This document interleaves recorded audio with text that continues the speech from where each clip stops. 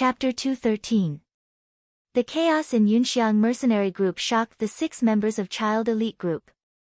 For a level 5 guild like reigning the 4 seas with 750 members, it was impossible for 750 people to recognize each other. However, guilds had guild badges that could not be faked. As long as they wore the badge during group PK, they would not kill the wrong person. However, mercenary groups did not have badges, or it could be said that the current size of mercenary groups did not have badges. Speaking of which, the highest level in a mercenary group was only level 5, with 100 members. Even if they could not recognize all 750 people, it was not difficult to recognize all 100 people. As a result, there had not been any mishaps in the mercenary tournament. However, this Yunxiang mercenary group did not even know their own members. It was a miracle that they could make it to the top 16. Speaking of which, although they would mistake the enemy as one of their own, at least the enemy would not mistake them. For a person like Yutian Shenming to greet his opponent warmly was too surprising. Yutian Shenming was not really warmly greeting people. It was just that his newly purchased equipment was about to be used in PK, so he was very excited. As a result, he smiled warmly at the few people who bumped into him. Who would have thought that they would leave just like that? After a few dumbfounded sighs, Yutian Shenming was the first to reveal his ferocious face. He drew his bow and knocked an arrow, aiming at the leaving figure. The new bow was called Sniper's Whistle. This arrow did not have the arrogant whistling sound of Yutian Shenming's arrow. Instead, it was replaced by a crisp, sharp sound of the wind. Whoosh! Ah! Wild geese leave a sound, arrows also leave a sound, a scream.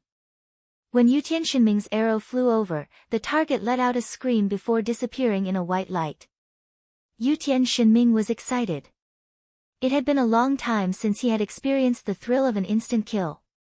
Yes, he could still kill a new player under level 30, but there was a saying in the game, killing a new player wasn't called killing a new player, killing a player of the same level was the real deal. Of course, Yutian Shenming, who considered himself a top-tier expert, was after instant kills. Unfortunately, his equipment could not keep up with his needs. It had been a long time since he had felt this thrill. With this success, Yutian Shenming grabbed onto Gu Fei and shouted, "Sniper enhanced, sniper enhanced." Among the 6 of them, only Gu Fei had been living a life of instant kills to his heart's content. Yutian Shenming had been eyeing it for a long time. "What are you talking about? Move aside." Gu Fei pushed Yutian Shenming away and picked up his sword. "No, leave one for our brothers." Unscathed in battle quickly shouted, afraid that Gu Fei would use a big spell and the world would be quiet again. "You don't understand me at all." Gu Fei glanced at Unscathed in battle with disdain and rushed down the hill. Sword Demon did not want to be outdone. He took out his dagger and quickly chased after him. Fuck, you two wait for me." Unscathed in battle had tears streaming down his face. He took heavy steps behind the two and ate their dust. "Status. Don't you care about your status?" Brother Yu waved his staff anxiously, but he only had time to give Unscathed in battle a power blessing. "Run. I won't heal you if you run out of range." Han family young master said coldly. He sat on the ground and opened another bottle of wine. At first glance, the Child Elite group did not seem to be united. But there was a reason why they were not united. Facing 4 opponents in front of them, how could they unite against them? That was a joke. Gu Fei flew down, but it didn't take long for the sword ghost to catch up to him, and it seemed like it was going to overtake him. This gave Gu Fei a shock. He put all his points into agility and the powerful attributes of the Windchaser boots. His speed had always been faster than the thief, Sword Demon. Even if Gu Fei used swift movement, he would at most be on par with Gu Fei. Moreover, Sword Demon was not just a little bit faster. If he wanted to, he could already leave Gu Fei behind. "Change your shoes?" Gu Fei asked. Sword Demon smiled, "Windchaser boots." "Oh. You bought a pair too?" Sword Demon nodded. It must have been hard, right? Say something. I have the Windchaser coat of arms. It'll be much more convenient for you to take it. Gu Fei said. It's nothing. It's okay. Sword Demon said indifferently. Gu Fei really admired his spirit. It was not easy to do 100 wanted missions in a row. Yutian Shinming might not have been able to do it without Gu Fei's help. In comparison, Sword Demon was a talent. The two of them casually exchanged a few words. The other four had already realized that the 6 people on the top of the mountain were not on their side after their companion was killed. They were still regretting their carelessness. But they saw that the other 2 had already rushed in front of them. Go! 2 of the 4 greeted them while the other 2 began to draw their bows. These 5 people were made up of thieves and archers, so their speed was very fast. The main meaning of the kiting tactic was to run fast to stall for time. They thought that they, who also had speed, were the nemesis of the kiting tactic. This way of thinking was too one-sided. They thought that Gu Fei and the others only knew how to run. For fast characters like them, their weaknesses were immediately exposed. People who were fast usually had very little blood. Sword Demon suddenly sprinted at full speed again. He suddenly changed directions and rushed diagonally, bypassing the 2 thieves. These 2 are for you. Sword Demon shouted as he passed. Aya, you have to cover. Gu Fei hurriedly said. Sword Demon was startled, cover what? With Gu Fei's skills, Sword Demon was afraid that he wouldn't be able to get them all. Why did he need cover now? As he said this, he turned around and saw Gu Fei's Nightstreak sword swing to the side and hit an arrow to the ground. What a high hit rate! Sword Demon persistently used online gaming terms to evaluate. Shameless! You can't do this! Yutian Shinming shouted from the top of the mountain in the distance. He had been aiming at these 2, but Gu Fei and Sword Demon rushed up to meet the 2, blocking his line of fire. Just as he was about to change his target to the 2 archers, the sword ghost suddenly took a detour and flashed past them. Yutian Shinming thought that Sword Demon was cooperating with him and immediately released the arrow that he had been aiming for. Who would have known that the one who had a telepathic connection with him was actually Gu Fei, who had long anticipated that he would shoot an arrow from the top of the mountain. Leaning to the side to see the direction of the arrow, Gu Fei deflected the arrow, causing Imperial God Ming to cry out in anger. Dual Flame Flash, Flash! Gu Fei's back was facing the top of the mountain. He stretched out his left hand and made a V gesture towards Yutian Shinming. The Nightstreak sword in his right hand turned back after knocking down the arrow. Accompanied by the chant of Dual Flame Flash, a spark and sword light swept across the chests of the 2 thieves. After the slash, Gu Fei didn't stop and continued to rush forward. Thieves couldn't withstand Gu Fei's high magic damage and sword damage. Gu Fei passed through the white light of the 2 thieves' deaths. At this moment, Sword Demon looked back and saw that Gu Fei had knocked down Yutian Shinming's arrow and hadn't completely turned back. The speed of Gu Fei's movements was evident. You're too greedy. You've already killed 2 and it's still not enough. Sword Demon said with a smile. Gu Fei also smiled. Seeing that he couldn't catch up to Sword Demon, he immediately used teleport. The 2 archers were aiming at Gu Fei and Sword Demon. On one side, Sword Demon's experienced zigzagging made it difficult for the archers to track him. On the other side, Gu Fei was happy and rushed in a straight line. Just as the archer was about to shoot, Gu Fei suddenly jumped 5 meters forward from his original position. Teleport was absolute. Gu Fei disappeared from his original position and appeared 5 meters away. This happened at the same time without any time difference. Looking at it as a whole, Gu Fei didn't actually disappear. He just forcibly appeared from one place to another. When the archer saw this, he immediately suspected that his eyes were playing tricks on him. He subconsciously blinked a few times, but Gu Fei had already arrived in front of him. Watch my sword! Gu Fei stabbed out with his sword. This time, he didn't use the Dual Flame Flash skill, mainly because he was afraid of this situation. Once the skill was used, Gu Fei smoothly swung his sword and conveniently killed the archer next to him. That way, Sword Demon would have run all the way here for nothing. Towards the only person in the child elite group who was very humane, Gu Fei was also very kind. Sword Demon also rushed in front of the archer at this time. 8 out of 10 archers were out of their wits when they were closed in. Sword Demon didn't stop. With a turn of his body, he had already circled behind the archer and released a backstab. Oh, this. Sword Demon's fighting style was seen by Gu Fei. This fighting style was very similar to Thin Waist Dance's rapid movement style, but the agility and elegance of his movements were far inferior to Thin Waist Dance's. Firstly, Thin Waist Dance definitely had a lot of agility-enhancing equipment, which increased her speed. Secondly, Sword Demon should still be in the middle of practicing. His movements and footwork were very uncoordinated and jerky. As for the third, Thin Waist Dance was a great beauty. The elegant fighting style she used, if you were to put it on Sword Demon, you would have to change the adjective, such as ghostly and so on. If you still said elegant, then Gu Fei, who was kind to Sword Demon, would also turn against you. This was sarcasm, blatant sarcasm. Dealing with the 2 panicking archers was not difficult for the 2 of them. Gu Fei, who was a little slow, even modestly let the Sword Demon take care of the archer who was still breathing. Sword Demon didn't hesitate and took care of it with a slash of his sword. Unscathed in battle, who was a few meters away, let out an unyielding roar. Yutian Shinming was also spamming in the mercenary channel, Qianli is shameless, Qianli is shameless. Points are going to be deducted, points are going to be deducted. Sorry, I didn't see it. Sword Demon replied faintly and smiled at Gu Fei. He had just accepted a favor from Gu Fei, and now, he had repaid it.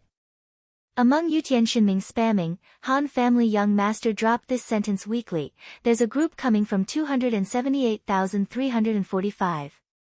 Go and take care of them. Chapter 214. Child Elite Group had already eliminated 5 of their opponents, leading 5-0. However, Yunxiang Mercenary Group was still running around the map like headless chickens. Almost no one recognized the 5 who had died. As the group leader, Yunxiang asked around in the guild channel. In the end, the 5 who had died were in a bad mood, so they simply ignored her. Child Elite Group easily grasped the initiative. It was 6 against 10, but it was as easy as cleaning up the battlefield. The 6 of them wandered around the map casually, eliminating any opponents they encountered. Cloud Aid Mercenary Group had many factions, and the largest group they had was no more than 11 people. It was enough to deal with a 6-man team, but their opponents were a group of top in-game experts. Moreover, there was Gu Fei, who was beyond the capabilities of in-game players. He was like a superhuman with superhuman abilities.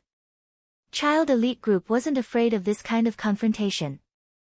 Support classes like Han Family Young Master didn't have much of a chance to show off. The group of people wiped out their opponents one by one without suffering any injuries. The young master of the Han family didn't use his recovery spell many times, but he did chug down bottle after bottle of wine. No one doubted his alcohol tolerance at first, but they began to doubt the capacity of his stomach. Their initial conclusion was that there was a flaw in the game system. In comparison, Unscathed in Battle was the most depressed of the 6. He, Gu Fei, Sword Demon, and Yutian Shinming were the main firepower to kill the enemy. However, he didn't have the ability to attack from a distance, and he wasn't as fast as Gu Fei and Sword Demon in close combat. By the time he got close, Gu Fei and Sword Demon would have already taken care of them. After a period of time, the number of Yunxiang Mercenary Group members had decreased to 30. 50 of them had already been eliminated by Child Elite Group one by one. Unscathed in Battle had only gotten 2 points. The one who took up the majority was naturally Gu Fei. Gu Fei's strength, Sword Demon's determination, Yutian Shinming's attacks, Brother Yu's buffs, Han Family Young Master walking at the back of the team lazily with a bottle of alcohol, and Unscathed in Battle's depressed roar formed the main scene of Child Elite Group fighting together. Due to the decrease in numbers, the young master elite group that was strolling around the map had not met any opponents in a while. They weren't in a hurry. With an absolute lead of 50-0, if they used kiting tactics, they would definitely win against the 30 opponents. However, since the opponents were so scattered, everyone naturally spared no effort to gain points. I haven't seen anyone in a long time. Yutian Shinming, who had the Eagle Eye skill, served as the child elite group scout. As he walked, he turned his head around. Relying on the advantage of this skill and attack range, this guy was very irresponsible. The moment he discovered the enemy, he didn't tell his teammates. Instead, he secretly shot a couple of arrows to see if he could get points. Gu Fei and Sword Demon had also learned their lesson. Listening to Yutian Shinming's mouth was unreliable, but as long as he raised his hand and knocked an arrow, then there was enemy information. Ah! Han family young master suddenly exclaimed. There's no more alcohol. Han family young master said regretfully after his right hand fumbled in his pocket for a long time. It's time for the final battle. Han family young master said. Oh. The five of them didn't understand. Han family young master turned around and looked. I threw all the empty bottles along the way. If they really wanted to find us, they would have met us long ago. Just like those guys before, these 30 people haven't shown themselves yet. It looks like they're preparing to explode in unity at the final stage. You mean to say that these 30 people won't fight on their own anymore? Brother, you asked. Han family young master nodded. We've already taken care of 50 people. They should have realized that we're not easy to deal with. Now that the 30 of them have gathered together, they might not have worked together before. They need some time to adjust. Then how do you know the final battle is about to begin? Because I've finished my alcohol. If I don't hurry up and buy alcohol, won't it be boring? Han family young master said. TCH. The others looked at him in disdain. How do we deal with the 30 people gathered together? Brother, you asked. Surround them. Gu Fei waved the dark night streamer in his hand and shouted passionately. This jet-black longsword was stained with the white light of the sacrifice of the most enemies tonight. That's quite a heroic method. Brother, you gave a simple evaluation. His gaze had already turned to the others, mainly towards Han family young master. Surround them. Oh, that's not a bad idea. Han family young master actually expressed his approval. Brother Yu's eyes almost popped out, so there are times when you get drunk too. After saying this, he looked towards the others. Sword Demon, Yutian Shinming, and Unscathed in Battle were all rubbing their palms together. They had expressions of wanting to do something big, especially Unscathed in Battle. Damn, I'll definitely get some points this time. Hey, can you do it? We're talking about 30 people. Brother Yu said. In terms of actual combat, Brother Yu really lacks experience. You're not even as experienced as Qianli, that newbie. Yutian Shinming said as he wiped his bow. That expression, that stance. If you've seen some killer movies before, please imagine the scene of the killer taking out the parts of his sniper rifle from its case and carefully assembling them together. When the attack was a magic, he would be blessed with spirit. This was the ideal situation that existed on paper. It was impossible to achieve this level of detail. Brother Yu could only follow beside Unscathed in Battle and change his status according to Unscathed in Battle's needs. The enemy's 30 players were getting closer and closer. Seeing the three fellows in front of them actually charging forward with the same imposing manner as them, they were quite surprised. Yutian, make your move. What are you waiting for? Han family young master said in the guild channel. Yutian Shinming immediately made his move. On a small hill with a good view in the 3 o'clock direction, he half-crouched and half-knelt. The bowstring in his hand didn't stop. Skills and normal attacks intertwined, and the arrow pierced towards the group of 30 players. Over there, over there. Imperial Divine Cry's snipe was aimed at taking advantage of the weak, instantly killing off a mage. With such high damage, even though the other side saw that there was only one person, they were still very apprehensive. A few of them had already anxiously rushed in that direction. Don't rush, don't rush. Archers, return fire. The one who shouted anxiously was the leader of Yunxiang mercenary group, Yunxiang. A few people who rushed out hesitated slightly and stopped in their tracks. The archers came out and started shooting at Yutian Shinming. No matter how high Yutian Shinming's damage was, he was only one person. The game also had some rules for the archer class. For example, if it was a normal attack, the archer could only fire a second arrow after the first arrow was fired. If you wanted to take an arrow and shoot it, then shoot it one after another, that was the effect of the skill, double arrow. As a result, once the enemy had the advantage in numbers, Yutian Shinming was immediately suppressed. Sword Demon.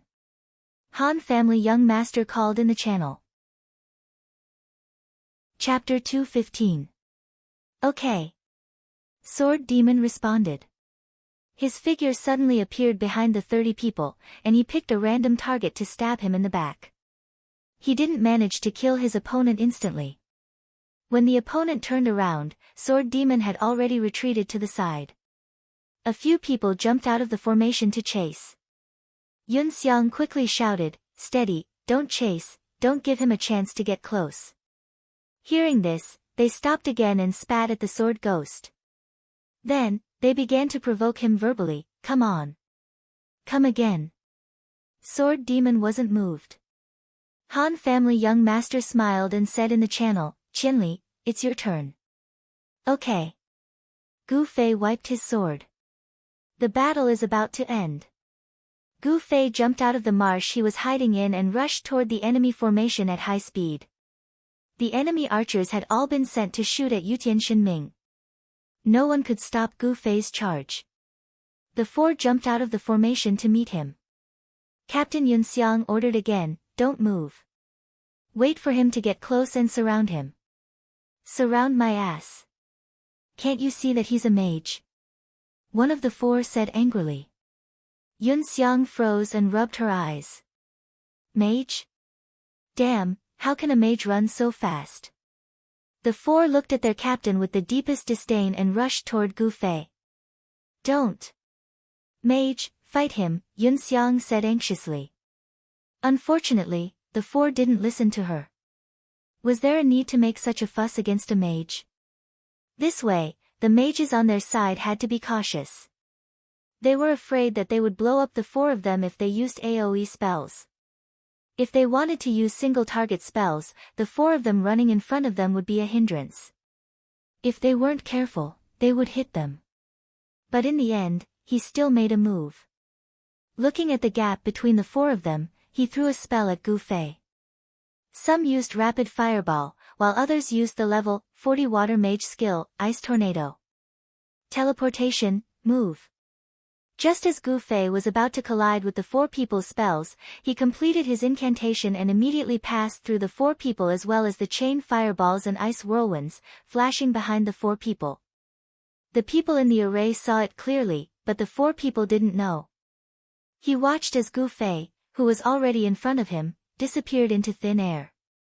Just as he was at a loss, his team members behind him shouted anxiously, "Behind you, behind you." Before the four of them could react, they subconsciously turned around to see who was shouting. What welcomed them was Gu Fei's sword slashing towards their faces. The sword's blade glowed with the light of two flaming flames as it slashed past their necks. Gu Fei had also learned to be treacherous. In fact, the spell chant only needed to be complete and clear. There was no requirement for the volume. When he was acting cool, he could sing loudly, but when it came to a surprise attack like this, he just had to mutter it softly. The effects of the spell were the same. Gu Fei became more and more unrestrained in the use of sword skills. He even used a ruthless move like Slit Throat. Gu Fei hadn't used this kind of ruthless move after he mastered it. Even if he had a rare opportunity to exchange blows with others, he wouldn't use this kind of move with a wooden sword. In the words of Gu Fei's father, comparing notes and comparing skills is a competition of martial arts, not life and death. But in the game, it was a competition of life and death. Adding on the fact that he was faking his death, it couldn't be any better. After using these forbidden skills, Gu Fei's martial arts moves became more varied, and his attack methods became richer. Naturally, he became more powerful. This kind of strength couldn't be seen by people like Sword Demon and the others who weren't familiar with martial arts. The 3 people who had their necks slit were killed on the spot. It wasn't that Gu Fei didn't want to kill the remaining one, but that the 4 of them were standing in a somewhat open position. Gu Fei's sword had already reached its limit by killing 3 of them. With a turn of his sword, Gu Fei directly ignored this person and rushed towards the other side. As early as when Gu Fei killed the 3 people with one sword, the crowd was already in an uproar. Who was this person? What just happened? 3 people were instantly killed with just a raise of his hand. Was that a sword in his hand? A mage using a sword? What is this? Everyone's head was full of question marks.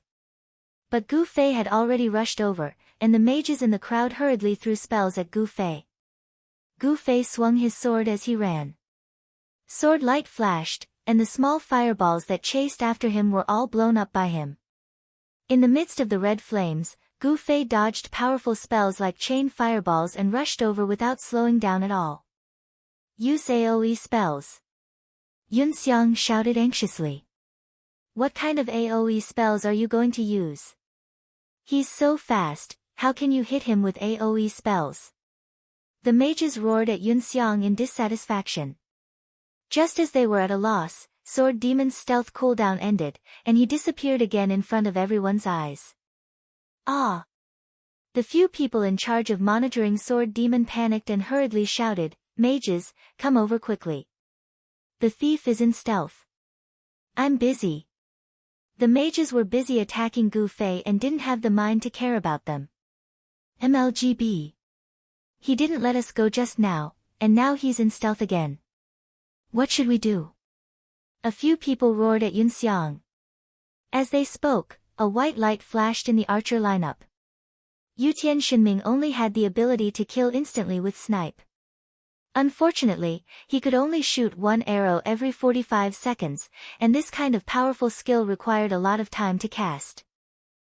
Under the suppressive situation of so many people shooting at each other, Imperial Heaven Divine Ming finally found an opportunity, and with a single arrow, he instantly killed 1 person. The archers were immediately angry, and they vented their anger on Yun Xiang. Quickly send someone to kill him. When are we going to stop shooting like this? Yun Xiang also became at a loss. The group of people, who were originally scattered, had finally come together. In the end, Yutian Shinming's long-range snipe, Sword Demon's untraceable stealth, and the oppressive feeling of Gu Fei who was about to kill in the blink of an eye made the group feel very insecure. In a situation where they couldn't deal with the 3 people, they quickly found an outlet to vent on their own people. At first, they still blamed their leader Yun Xiang, but soon, it spread widely. On one side, the mages ordered the archers to intercept Gu Fei, on the other side, the thief ordered the mages to carpet bomb Sword Demon, and on the other side, the archers ordered the thief to sneak attack Yutian Shinming in the distance.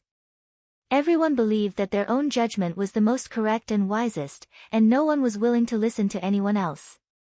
In the chaotic dispute, the fiercest summoner, the thief, was fiercely stabbed by Sword Demon at close range. The archer who shouted the fiercest was shot in the head by Yutian Shinming, and Gu Fei had already rushed to the front, stabbing a group of mages who didn't know what to do when someone got close to them. The sword ghoul, who had stabbed him, quickly retreated. Imperial Divine Cry, who had shot an arrow into the enemy's head, stored up a sniper shot, and seized the opportunity to insta-kill another person. Gu Fei, who had rushed to the front, did not use any spells, but still managed to cut down a group of mages, causing them to cry out in pain. Warriors! Warriors, come quickly, where the fuck are you all? Where are the mages? We won't be able to find the thief if he sneaks. Where's the thief? Did he go over? Everyone was indifferent to just shouting their professions. Everyone felt that their mercenary group was really the worst group in the world, so everyone began to summon their friends. Little Water, come and bomb that thief. Wild Boar, Quick, come and stop this mage. Net, go, sneak over and kill that archer. The 30-man group that they had painstakingly put together fell apart in the blink of an eye. In the blink of an eye, they were back to the situation when the competition started, where they were all familiar with each other and formed a small team to fight separately. As a result, there was a dispute within the small team. One said that the mage was very fierce, so they should kill the mage first, another said that the thief was very treacherous, so they should kill the thief first, and another said that the archer was very despicable, so they should kill the archer first. Each profession pointed at the opponent they were most worried about and asked their friends to kill first. In such a chaotic situation, how could there be any semblance of a battle? Even Sword Demon killed another person in a sneak attack. One must know that his current attack power was not at the level where Yutian Shenming and Gu Fei could kill instantly. Can I go up now? Unscathed in battle had been as still as a mountain. At this time, he felt that it was time for him to go up and harvest the battlefield, so he took the initiative to ask the Han family young master to go up. You? What are you going up for? I think the 3 of them are enough. Han family young master said. Unscathed in battle's eyes were as big as a camel's bell. Then what are we doing here? We're just attracting their attention from the front, and then Yutian Shenming, Sword Demon, and Qianli will attack from 3 different directions. Yutian will shoot from afar, Sword Demon will use guerrilla warfare to harass them, and Qianli will go on a killing spree to create pressure. Everything is going well, didn't you see it all? Han family young master said. Then what about me? What am I going to do? Unscathed in battle asked. You stay here and protect me and brother Yu. Han family young master said. What kind of joke is this? I want to kill the enemy and score points. Unscathed in battle said this and rushed up. Damn, you don't want to watch the show, you want to go up and do hard labor. I really can't understand the intelligence of you Qingdao citizens. Han family young master muttered to himself, but he followed up with brother Yu. Unscathed in battle's participation in the battle only made things easier.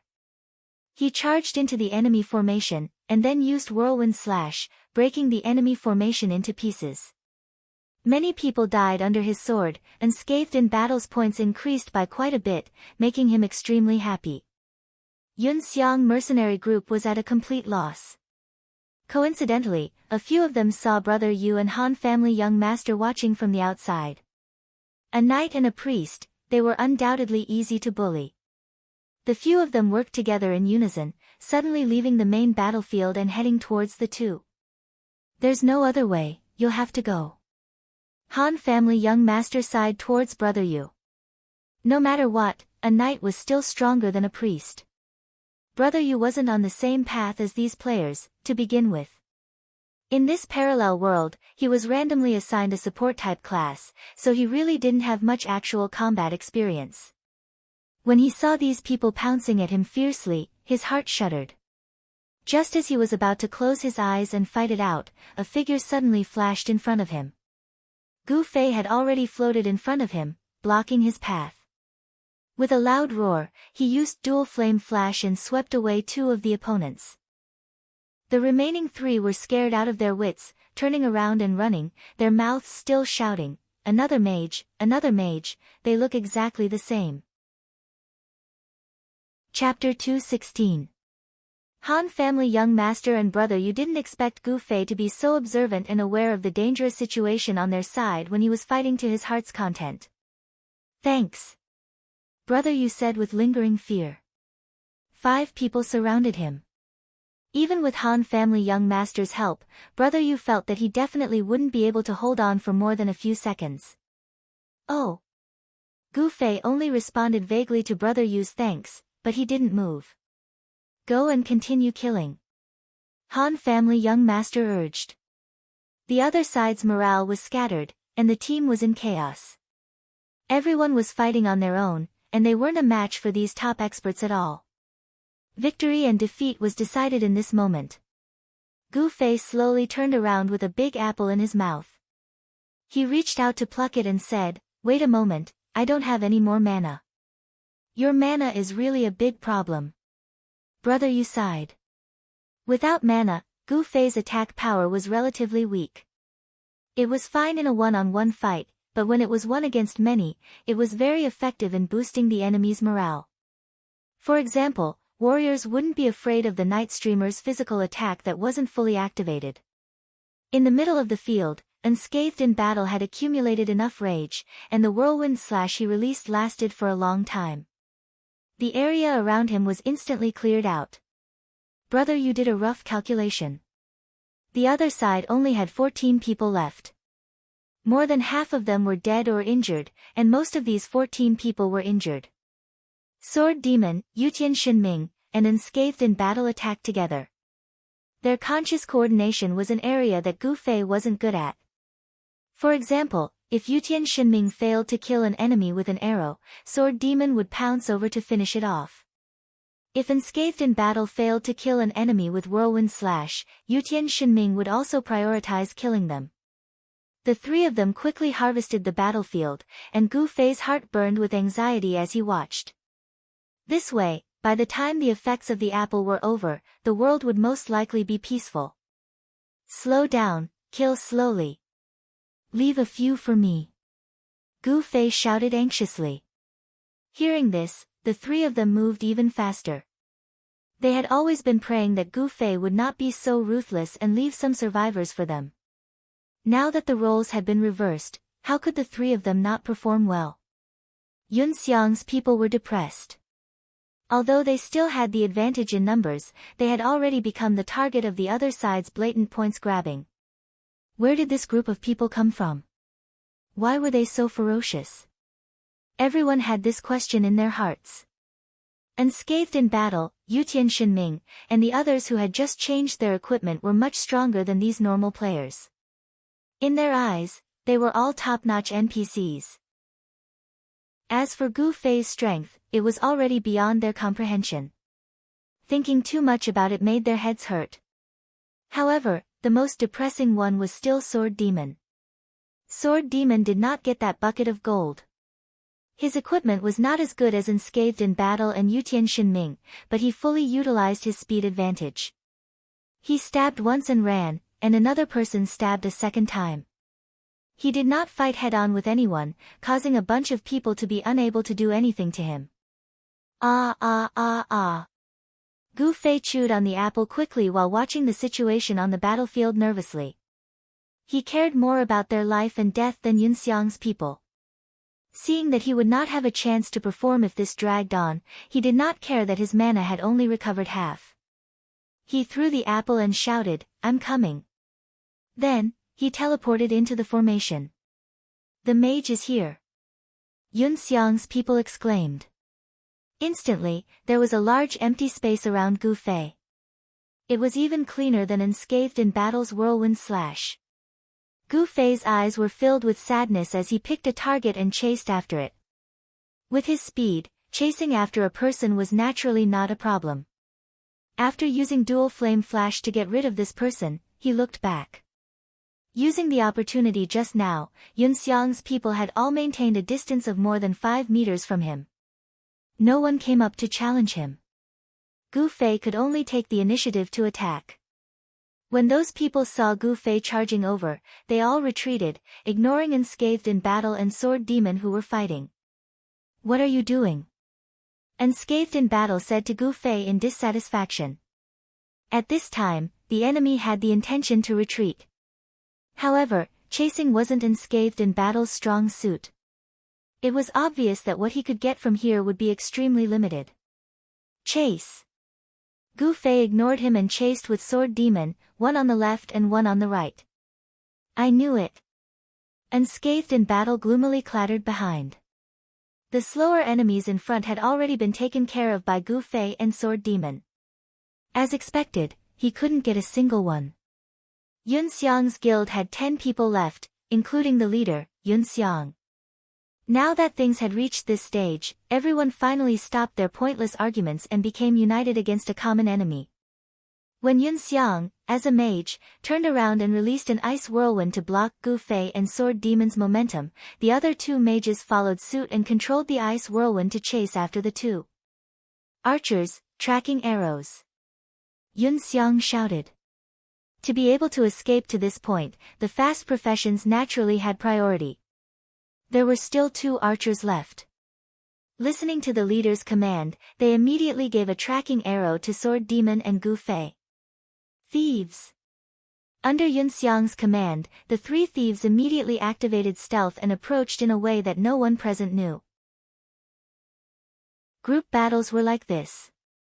As long as there was a unified command, even if the command wasn't very good, it was better than a plate of loose sand and could play a more effective defense. The ice whirlwind and tracking arrows, the unknown thief, this kind of offensive was really a threat. Unfortunately, they encountered Gu Fei. He raised his hand and shot down the tracking arrow, but the swaying ice whirlwind in front of him continued to block Gu Fei's advance. Use teleportation to travel. Unfortunately, Gu Fei didn't have enough mana at this time. But he still had another spell, a spell that he hadn't used in actual PK. Gu Fei raised his sword, pointed at an opposing mage, and chanted, "Lightning, descend." A bolt of lightning descended from the sky, charring the mage on the spot, and he died. Gu Fei's high mana damage wasn't fake, and the remaining people on Yun Xiang's side were mostly injured. They couldn't withstand any of Gu Fei's spells. At the same time the spell was cast, Gu Fei had already rushed out and crashed into the ice whirlwind in front of him. After a mage died, the spells he chanted would immediately lose their power. Gu Fei knew this rule. Sure enough, when the mage turned into a white light, the ice whirlwind also instantly turned into a gust of wind. Gu Fei passed through this gap and instantly arrived in front of the few of them. Unfortunately, Gu Fei didn't have any mana at this time, but the normal attack of the Night Stream Sword quickly interrupted the other two mages' control of the ice whirlwind.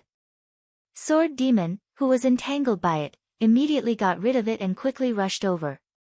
As for the tracking arrow that attacked him, Sword Demon didn't care at all. If a skill like tracking arrow could kill people instantly, it would be too overpowered. Be careful, there's a rogue watching you. Gu Fei reminded Sword Demon. There were a total of 3 rogues in stealth. Gu Fei could feel that 2 of them had their attention on him, so the other one was naturally on Sword Demon. Unscathed in battle who was rushing over. There shouldn't be any rogues who would have the idea of fighting a warrior alone. Sword Demon smiled and suddenly stopped attacking. He took 2 steps back and immediately activated stealth. Damn! Gu Fei immediately felt the attention of the 3 rogues on him, and one of them was already behind him. After Gu Fei cut an arrow from the archer on the side, he turned around and kicked. Rogues in stealth could be said to be the most unvigilant because the anti-stealth skill had not been released yet. Even though he saw Gu Fei kick in this direction, he didn't think that it was aimed at him. After a footprint on his face, the rogues revealed his true form, but his puzzled heart could never calm down. Gu Fei took 3 steps back and slanted his body for a sword strike. Bada! The rogue who was stabbed was so shocked that he threw his dagger to the ground. Gu Fei changed direction and rushed to the third person. This time, the rogue in stealth saw Gu Fei walking in his direction and seemed to have realized something. With an expression of disbelief, he gradually revealed his body. He was so shocked that he forgot to attack quickly. The skill's time was up. On the other side, Sword Demon took advantage of stealth and ruthlessly killed an archer. There were still warriors in the remaining Cloud Aid formation, but in front of Sword Demon and Gu Fei's guerrilla tactics that used speed, they couldn't stick to the 2 at all. The 2 went around and around, always attacking the archer and mage. As for the 3 rogues, they were still out of their wits. Unscathed in battle, Yutian Shinming, Han family young master, brother Yu. Finally, the members of Child Elite Group went into battle one by one, and it didn't take long for them to finish off all the members of Cloud Aid formation. Because Gu Fei didn't have mana, he still persisted in the battle. His attacks were weak, which greatly reduced his efficiency in snatching points. In the end, he didn't get any achievements. However, to him, the process was also very important. In today's match, he fought extremely happily. The 6 members of Child Elite Group against the 80 members of Cloud Aid Mercenary Group, and in the end, they actually won a complete victory. Although Cloud Aid Mercenary Group knew that they had too many internal problems, this result still made them feel that it was unbelievable. When they teleported out of the battlefield map, there weren't many people left in Cloud Aid formation. All of them stared at the 6 people celebrating their victory in shock. The leader of Cloud Aid Mercenary Group, Yun Xiang, walked towards the 6 people. "You guys." Yun Xiang greeted them first. The 6 people looked at him. "Can I join your mercenary group?" Yun Xiang's words shocked the 5 people. Chapter 217. The one with no reaction was Gu Fei because he didn't know the price involved.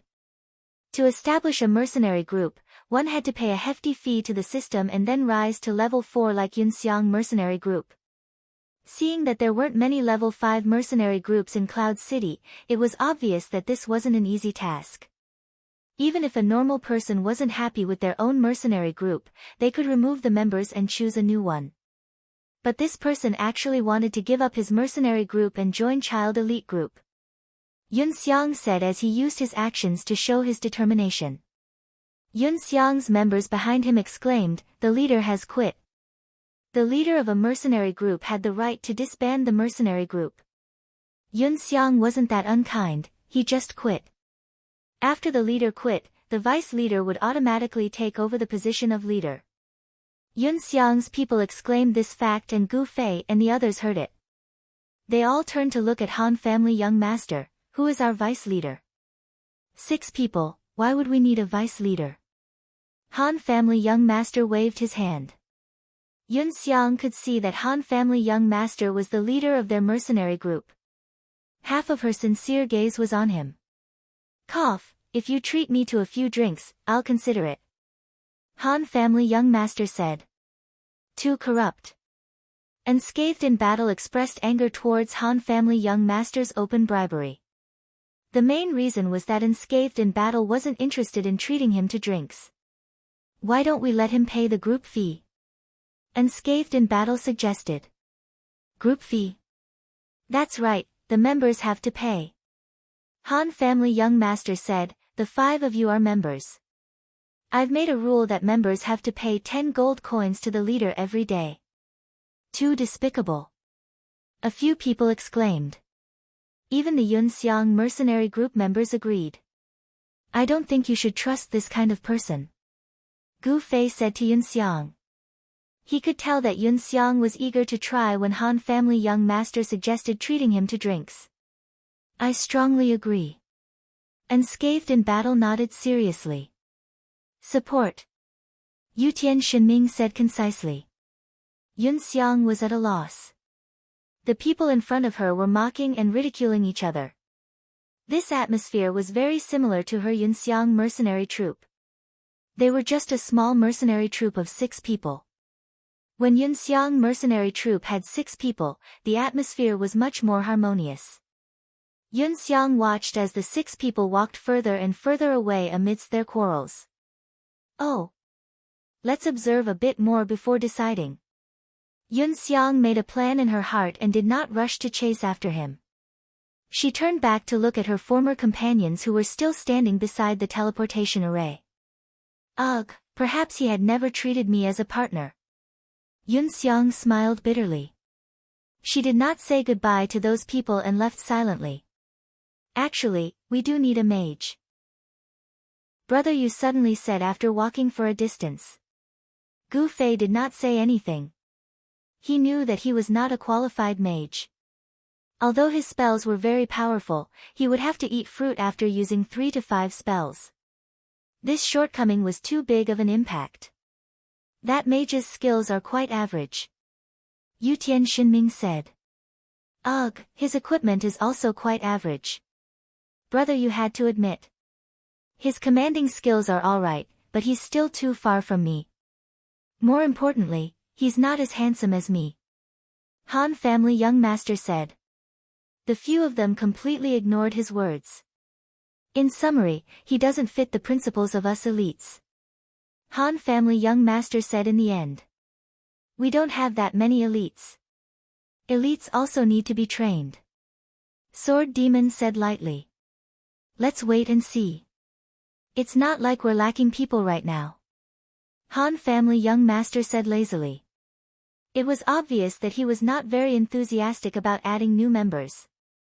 As for the others, they were just discussing the matter as it stood.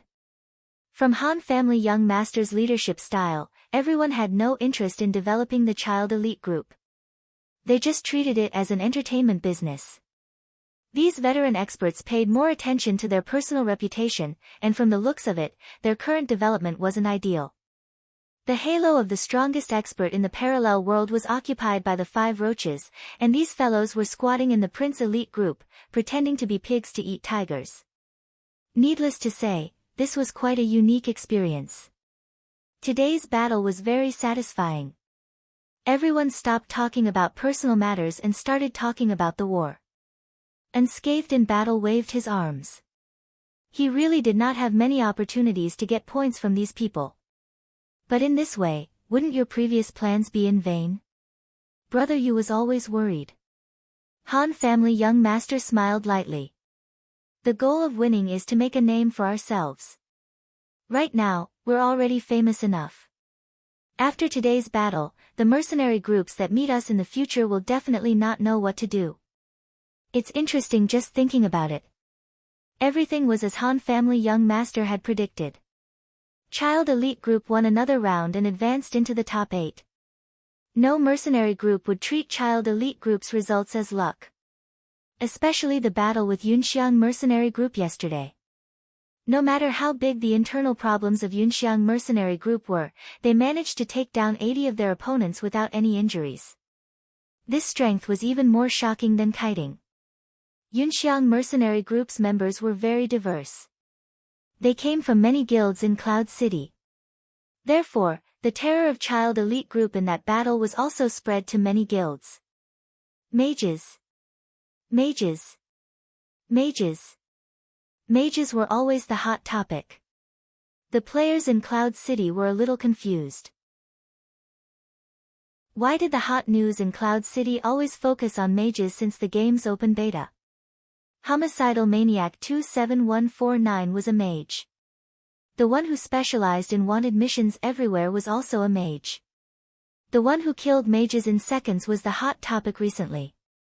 Now there was a mage who moved left and right and was said to be able to clone himself.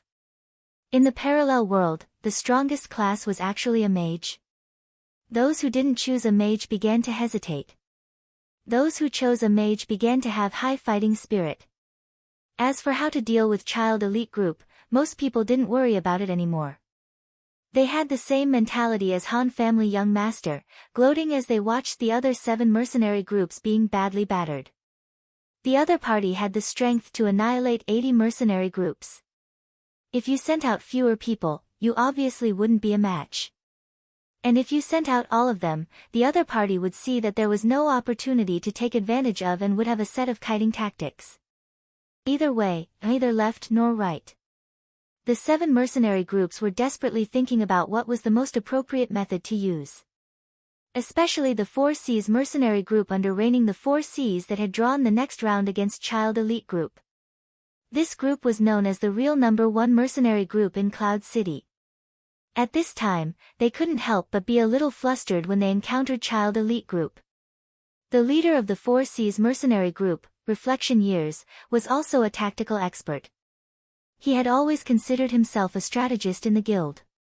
Facing Child Elite Group, he stayed up all night thinking about the most appropriate tactics. There was a saying in the art of war, know yourself and know your enemy, and you will never be defeated.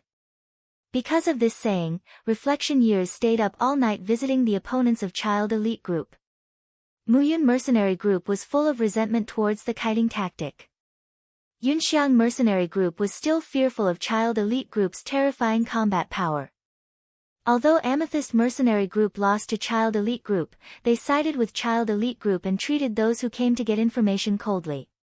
The other small mercenary groups couldn't even be considered as starting points for gathering information. In the end, when Reflection Years found Silver Moon Mercenary Group's leader, he received a lot of information that he didn't expect. Sword Demon, Brother Yu, Unscathed in Battle, Yutian Shinming. Just these 4 names made Reflection Years suck in a breath of cold air. Child Elite Group really lived up to its name. They were all elites. Yutian Shinming was a member of Reigning the Four Seas, and he was also an archer. Reflection Years had interacted with him before. He was a cocky kid with a bad personality. However, his in-game skills were really good, and his equipment was top-notch for an archer. Reflection Years didn't know that Yutian Shinming's equipment had been upgraded from top-notch to top-notch yesterday. Unscathed in battle, this person had always been known as the #1 warrior in the game. In the beginning of the parallel world, he had always firmly occupied the first place on the warrior leaderboard. However, for some unknown reason, his leveling speed seemed to have decreased, and he was overtaken by the latecomers. The current first place on the warrior leaderboard was Jian Nan, one of the 5 roaches. If Unscathed in Battle hadn't had some problems that caused his ranking to drop, he would at least be on the same level as the 5 roaches. Even now, he was still 3rd on the warrior leaderboard. Sword Demon, this name didn't need much introduction. If you didn't know, don't say that you played the game before. Apparently, this person came to the parallel world with his Against the Heavens guild, but for some unknown reason, he was betrayed. From then on, he didn't show his face, and his name couldn't be found in any of the guilds. So he was holed up in this small mercenary group. Sword Demon was a name that attracted a lot of attention. At first, his ranking was also very high, but then it dropped rapidly. It was judged that he had died and lost a level. Even so, he was still number 8 on the thief leaderboard. No, he was number 7 now. Looking at the ranking list in his hand, Reflection Years saw that Cloud Twilight, who was originally number 5 on the thief leaderboard, suddenly disappeared from the leaderboard. He should have died and lost a level. From the looks of it, if Sword Demon hadn't lost a level, the 5 roaches would probably have changed again. Then, there was Brother Yu. This person wasn't that scary. He was just a data maniac, and his in-game combat skills had always been criticized. However, it was said that this person had a wide network. From GMs to rookies, there wasn't anyone he didn't know. If you use this kind of thing to dominate, it would be an extremely important resource. In addition, there were 2 names, Han Family Young Master and Qianli Drunk. Reflection Years finally heaved a sigh of relief. Finally, there were 2 experts who weren't famous. In the end, according to Silvermoon's great strength, this 1,000 Miles Drunk was the original 27149, who was widely rumored to be able to instantly kill mages. He was the main source of firepower for Young Master's elite team. As for that Han Family Young Master, he was the leader of Child Elite Group. The mercenary group was named after him, and the other 5 were just his underlings. How scary was this person? Chapter 218. 4 peerless masters in the online gaming world, plus a hidden killer and a hidden boss. Holding the list, Reflection Time's hands trembled. Such a powerful combination, why didn't they show their strength in the Cloud City? Reflection Time had gone to the mercenary building to check on the Child Elite Group, but they were as insignificant as dregs. These 6 people forming such a small mercenary group couldn't be for no reason, right? There had to be some big purpose, right? Reflection Time was worried, and Silvermoon, who gave him the most information, couldn't answer this question. He only provided 2 facts. First, the appearance of the Child Elite Group was one of the important factors that led to the collapse of his former guild in Moonlit Night City. Second, the people who organized the Instakill Mage meet and greet that day were actually the people from the Child Elite Group. Reflection Time suddenly understood. He was also present at that farce, and he had a good impression of these people. Yutian Shinming knew them. The Han Family Young Master had an outstanding appearance, Brother Yu was the founder, and was a celebrity, so he naturally looked at them a few more times, and the Unscathed in Battle was also extremely gorgeous that day. But at that time, Reflection Time didn't pay too much attention. As a top guild, the focus of their later work was on drifting. Reflection Time carefully recalled, hoping to find a breakthrough from that inadvertent contact that day. At this time, Silvermoon provided him with another important piece of information.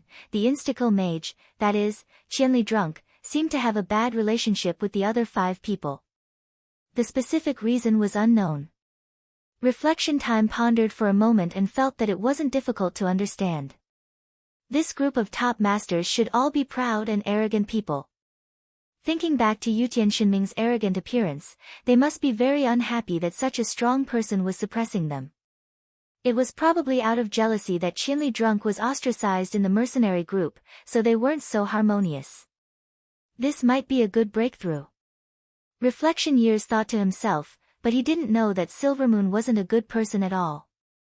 Other than knowing the name of the child elite group, how could Silvermoon be familiar with them?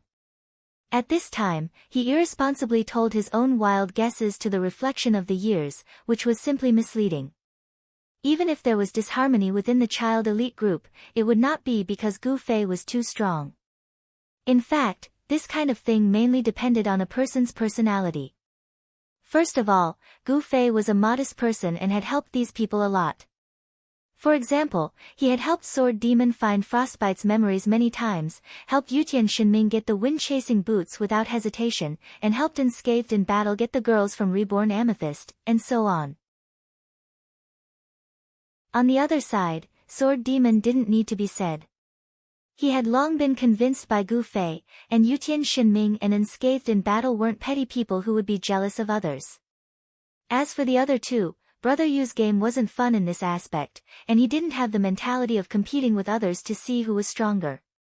In the eyes of the Han family young master, Gu Fei was just a martial artist and couldn't compete with his wisdom. In the eyes of this narcissist, he was the most amazing person. No matter how strong Gu Fei was, he was just a speck of dust in his eyes. In such a big atmosphere, the inharmonious factors that Reflected Years imagined didn't exist at all.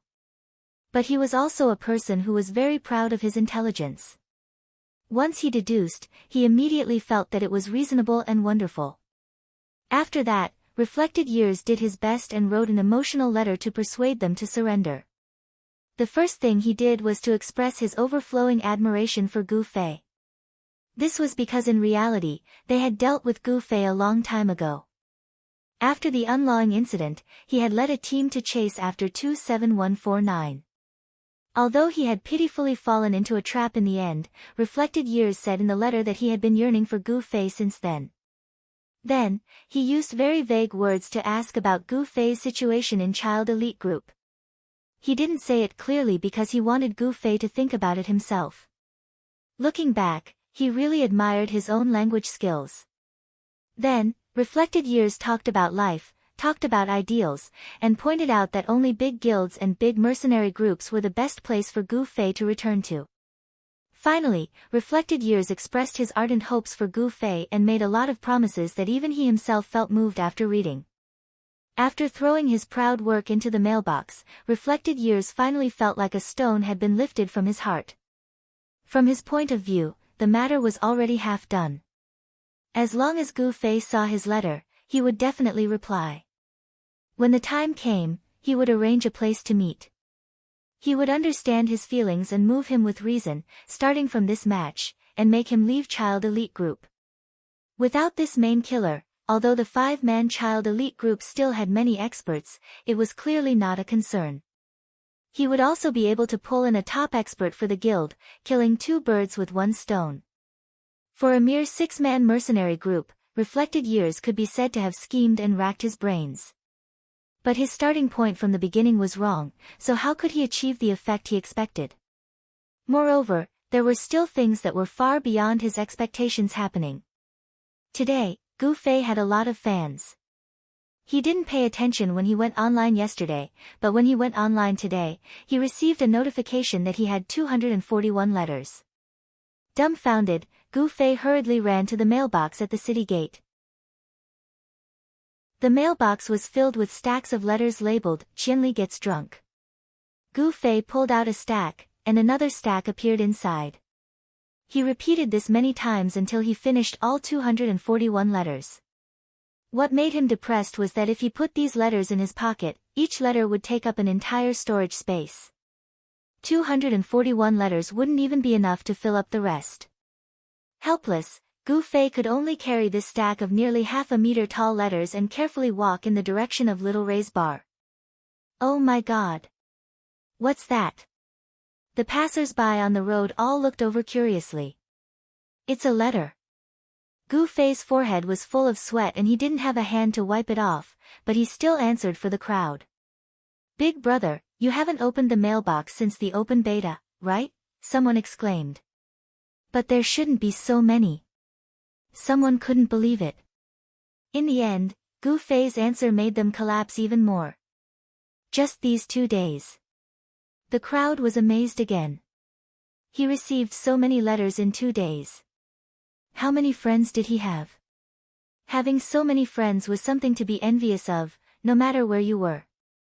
Under the crowd's complicated gaze, Gu Fei walked forward. In Little Ray's bar, Han family young master was drinking alone in a private room. Suddenly, Little Ray stretched out his hand and rolled up the curtain. Then, Gu Fei walked in carrying a stack of letters that was nearly half a meter tall. He had to tilt his head to one side to ensure a complete view. 241 letters. Gu Fei said as he threw the stack of letters on the table. In an instant, the entire table was covered. The response is so enthusiastic. Han family young master smiled. He had already guessed the origin of these letters. After Gu Fei was exposed, those guild leaders and group leaders who had designs on him couldn't contact him because Gu Fei didn't turn on the friend switch. Thus, they could only use the more primitive method of writing letters. The form and content of these letters were more or less the same. Gu Fei quickly read through 3 of them. A disappointed expression appeared on his face. Why are they all about this matter? Of course, Han family young master knew what he had seen. He sneered and said, "Then what did you think it would be? Is there no one who is unconvinced and wants to challenge me?" Gu Fei continued to flip through the letters. Han family young master was stunned. Could it be that this fellow had such evil intentions when he showed off his skills in the bar that day? Why did this fellow come up with an unexpected scheme again? At this time, Gu Fei had already opened the 5th letter. When he saw Han family young master in a daze, he chuckled and said, "If you have nothing to do, help me open them too." Han family young master indeed had nothing to do. Thus, he didn't refuse.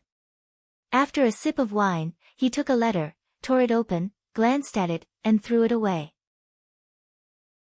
After a sip of wine, he took a letter, tore it open, glanced at it, and threw it away. He repeated this process. His efficiency was even higher than Gu Fei's. Hey! Be more careful. Be careful not to miss anything. Gu Fei was dissatisfied with Han family young master's perfunctory manner. Thus, Han family young master paid more attention. He looked at each letter twice and threw it away. Finally, the young master of the Han family took a third look at a letter that was written in a superior style. He even flipped the envelope over and saw the name, Time Reflected. This name caused the Han clan's young master to be slightly startled. He then read the letter in detail and immediately read the small plan of the reflection of time in it. This fellow wanted to instigate Gu Fei to defect before the battle to reduce the risk of this battle. Han family young master couldn't help laughing. It seemed that his strategy was extremely successful. His opponent was completely at a loss. A mercenary group of 100 people. He actually played tricks on a mercenary group of 6 people. Moreover, he wanted to reduce the number of people on the other side. This was too funny. Originally, Han family young master didn't care much about the result of this round of competition. However, reflection of Time's letter gave him a chance to beat him at his own game. Han family young master thought about the script in his mind. He took out a pen and paper and threw them to Gu Fei. "What are you doing?" Gu Fei was reading the letters seriously. He hoped that one of them would be an ardent challenge to him. Reply. Han family young master said. This. Do I even need to reply? Gu Fei was puzzled. Nonsense. Do you know any manners? They sent you such a polite letter. Don't you feel embarrassed not to reply? And if you don't reply and reject them clearly, I don't think they will stop harassing me. Han family young master said. Oh. Gu Fei nodded. He felt that it was reasonable. This was because he had already seen quite a number of people's letters. There were 2 or 3 of them, and it was clear that they did not receive a response from the first one, so they sent another one in an attempt to attract Gu Fei's attention. Go back. Gu Fei sighed and picked up the pen and paper. Okay. I'll help you too. Han family young master took out another pen and paper. Gu Fei was surprised. The workload of writing a reply was different from reading a letter. Han family young master actually volunteered. What should I write? Keep it simple. Just a few words will do. Han family young master asked Gu Fei. Just write, thank you for your kindness. But I refuse. Gu Fei said after thinking. Okay. Very good. Clear and concise. The young master of the Han family nodded and buried his head in writing. However, the content of what he wrote was very different from what Gu Fei had said. Gu Fei, who was busy on the other side, didn't notice it at all. Chapter 219. Of the 241 letters, there were only 112 people. That was an average of 15 letters per person. Of course, some people only wrote 1 letter, some wrote 2 or 3, and some even wrote 4 or 5 letters. Among them, there was not a single challenge letter that Gu Fei was looking forward to. Because of the main city in the parallel world, the geographical division was obvious. Gu Fei's name was currently limited to Cloud City.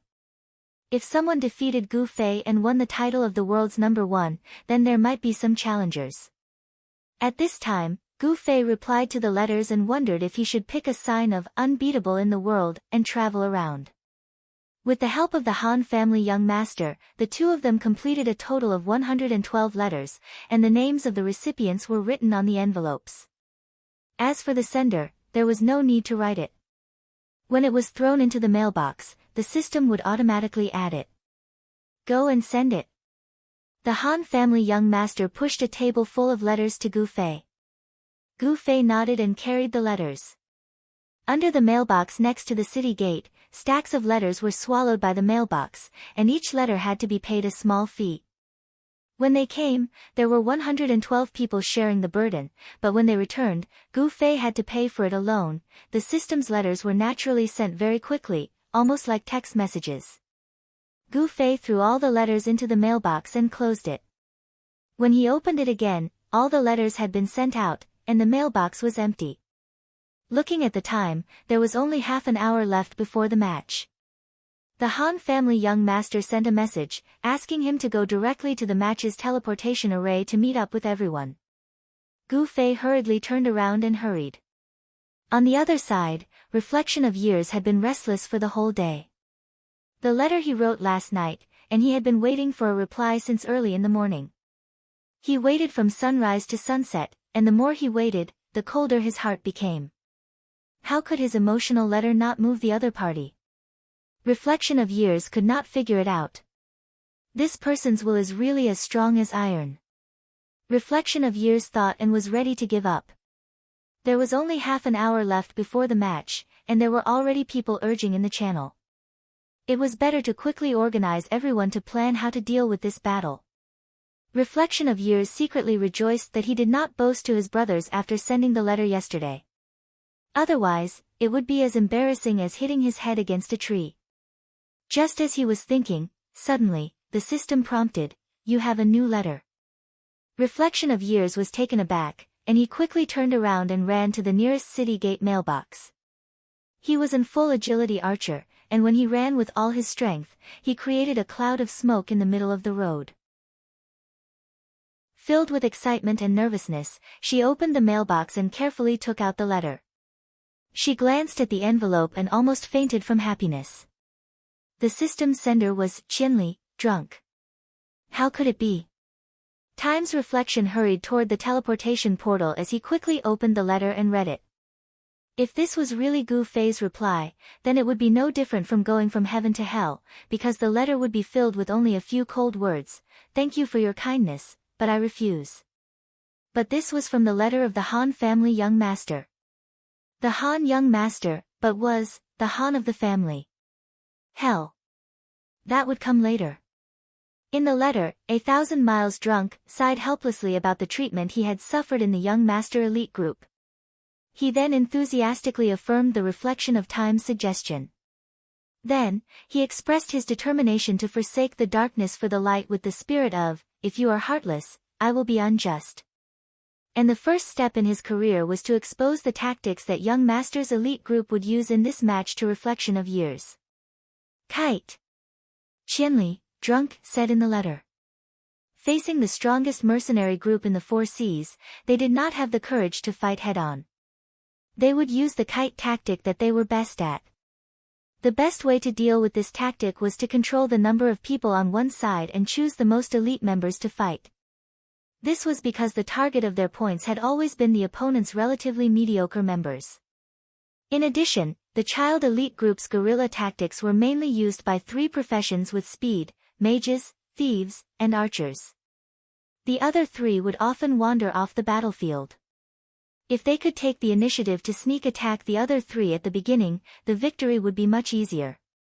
Qianli, drunk, asked the Han family young master to figure out how to do it himself. It was said that he was not good at tactical arrangements. In the end, Qianli, drunk, apologized for not being able to open the friend switch for the time being. There have been too many people looking for me these past few days, he said. The Han family young master still had a trace of hesitation after reading the letter. However, there was only half an hour before the start of the mercenary competition. The members in the mercenary channel were urging him, the leader. The competition was about to start, but the leader had yet to give instructions on how to fight. Facing the child elite group, should everyone fight together or send a small number of elites? This was a question that the entire Cloud City was thinking about. The Han family young master hurriedly responded in the mercenary channel. After confirming his existence, he hurriedly ran towards the mercenary competition's teleportation formation. When the teleportation formation was preparing the map, the Han family young master had already made his decision. For this match, we don't have to go all out. We need to be wary of the opponent's best kiting tactic, the Han family young master announced. I'll call out your name. Join this competition with me. The Han family young master then read out the name list. A total of 30 people were selected. Among them, 10 were thieves and 10 were archers who specialized in speed. After that, a few other classes were selected. The Han family young master had always been the person in charge of tactics and commanding for reigning the Four Seas. In this aspect, he was even more authoritative than the guild leader, Unsworn Sword. After this plan was proposed, no one had any objections. The players who were not called out left the prepared map one after another. According to the rules of reigning the Four Seas, these players would receive a portion of the monetary compensation. They did not feel anything. That's it. The Han family young master looked at the 30 people in front of him and made up his mind. On the other side, the 6 people from the child elite group had also entered the prepared map. As usual, Brother Yu began to count the number of people on the other side. There were 67 people at the start. Why are there fewer and fewer? Brother Yu was surprised. 30 people. In the end, the Four Seas mercenary group stopped at this number. Your strategy still affected them. They're really afraid of kiting. Brother Yu patted the Han family young master happily. Hee hee. The Han family young master laughed casually and did not say anything. How do we fight? Gu Fei rubbed his palms together, his fighting spirit high. If the Han family young master were to see him like this, he would definitely shed tears of regret.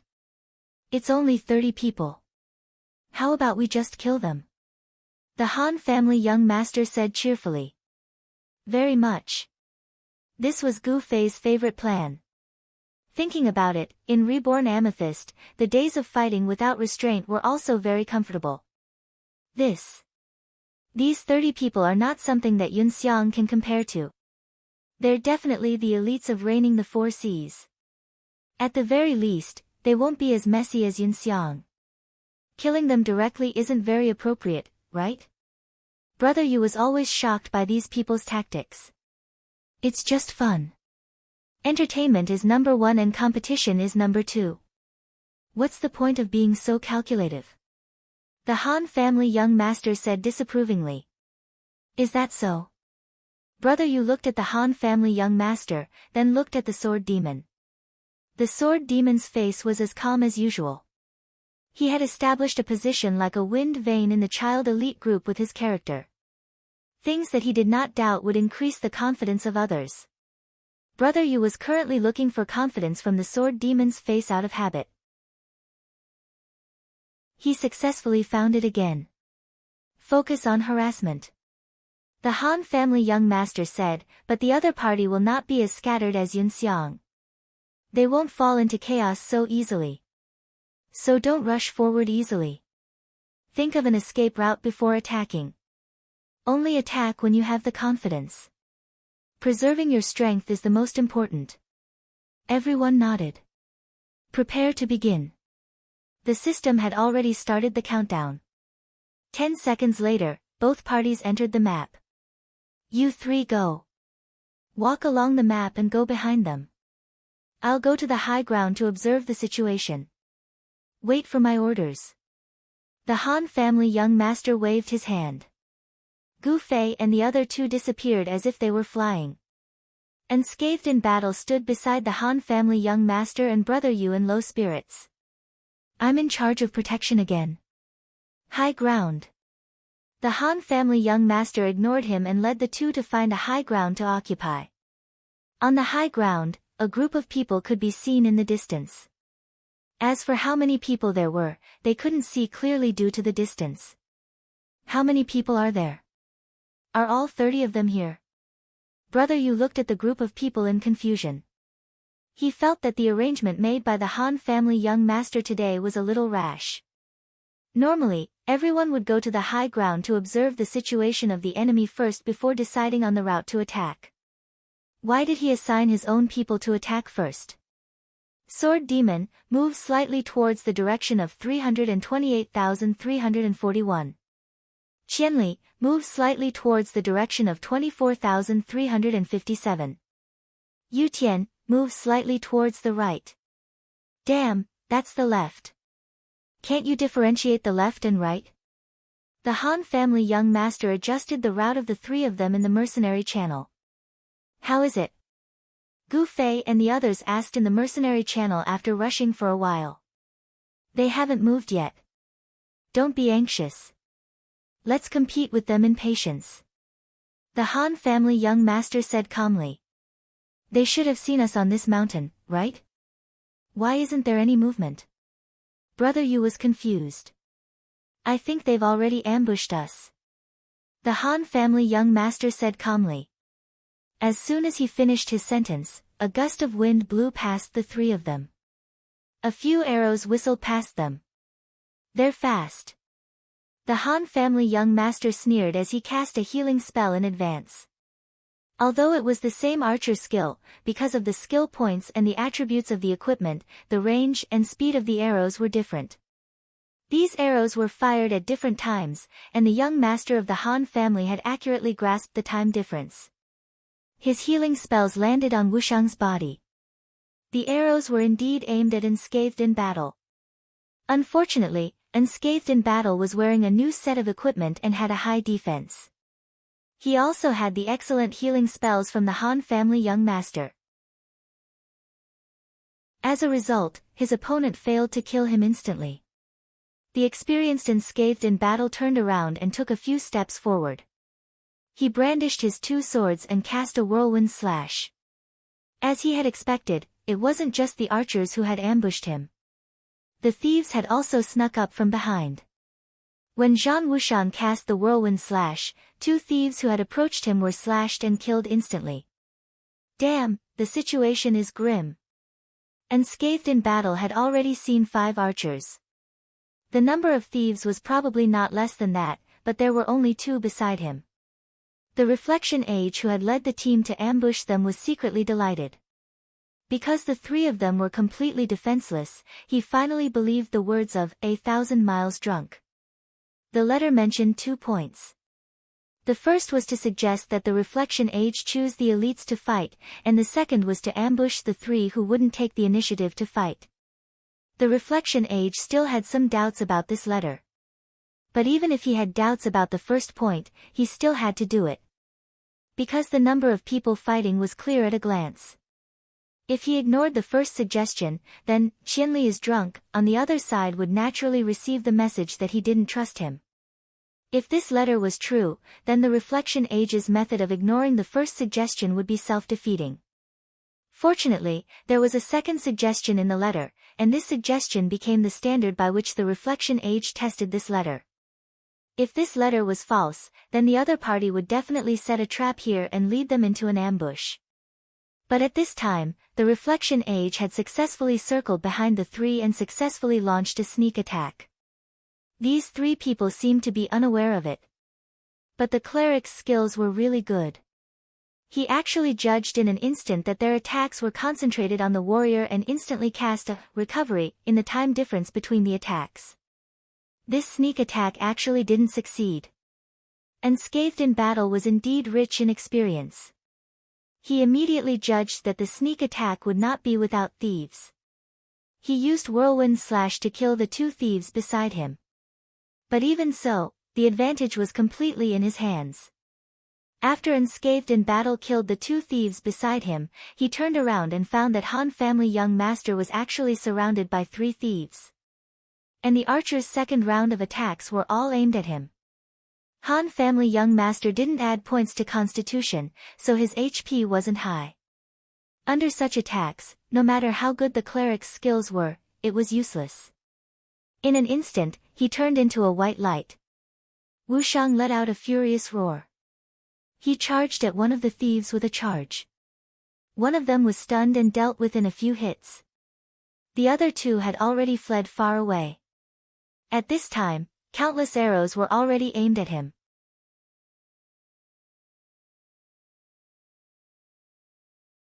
Chapter 220. In the Child Elite Group's mercenary channel, Gu Fei, Sword Demon, and Yutian Shinming were all surprised that the 3 of them had been eliminated one after the other. The elimination was done in such a hurry that the 3 of them asked again and again. By the time they answered, the 3 of them were already outside the arena. Damn! We've been ambushed. Unscathed in battle said. You 3 do your best. Han family young master said calmly. According to his plan, the current Gu Fei had already gained the other side's trust. In order to further win their favor, they would probably get closer to him in the competition. Getting closer to Gu Fei. TSK, it was just that simple from heaven to hell. How are we going to fight? Yutian Shinming asked. Same as yesterday, Yutian Shinming will attract some firepower from afar, Sword Demon will close in with stealth, and Qianli will take the opportunity to rush forward. Han family young master was gloating. The 3 of them still followed the pace that Han family young master had set up. They didn't collide with the 4 Seas ambush team. At this time, they had already quietly surrounded the 20 people in 3 different directions. Yutian Shinming was behind a small hill, Sword Demon was in a depression, and Gu Fei was the closest to them, in a small forest. Should I attack? Yutian Shinming said to the other 2. Attack! Sword Demon and Gu Fei replied in unison. A sniper shot was released from behind the hill. Although the 4 Seas mercenary group were elites, they couldn't stop Yutian Shinming, who was the elite of the elites. Moreover, Yutian Shinming knew most of these guys. He knew which ones had less health and which ones had more health, and which ones had higher defense and which ones had lower defense. He picked the one that he had the most confidence in bullying and released a sniper shot. His luck exploded and he got a critical hit, instantly killing him. This was what it meant to know yourself and your enemy. The people of the 4 Seas were in an uproar. They also knew that their opponent's archer was Yutian Shinming. Just like how Yutian Shinming knew their ins and outs, they also had a good understanding of Yutian Shinming's points and equipment. However, no one knew that Yutian Shinming had just updated his equipment in the past 2 days. His arrow had killed a person in one shot, which shocked them to no end. What happened? After finishing off the Han family young master and the other two, Shadow of Years led the ambush team back to meet up with the main army. On the way, he received a system notification that one of his people had died, so he immediately asked about it.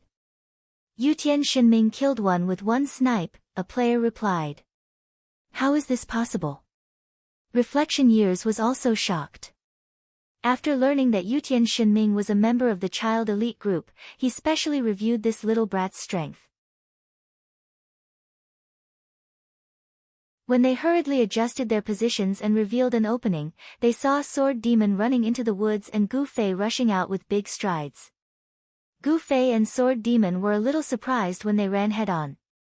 Gu Fei saw that Sword Demon retreated after one attack and immediately rushed out of the woods, but he didn't expect that Sword Demon would actually run in his direction. Sword Demon had the opponent's gaze at this time, which was obviously exposing Gu Fei early. As for Sword Demon, he also didn't expect Gu Fei to be in this woods, because in the last displacement command issued by Han family young master in the mercenary channel, Gu Fei's position shouldn't be here. Otherwise, he certainly wouldn't make this kind of movement that would expose Gu Fei. Of course, Sword Demon wouldn't know that the last displacement command that Gu Fei received was sent to him by Han family young master in a private message. Han family young master was familiar with Sword Demon's fighting style. After setting up Sword Demon's position and seeing the enemy's formation, Han family young master could foresee the route that Sword Demon would choose when he retreated after one attack.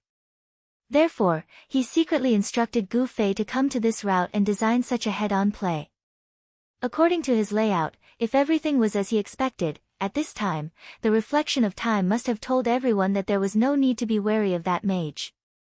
Even so, if Gu Fei were to charge at them with a murderous look on his face, anyone would be able to tell that something was wrong, right?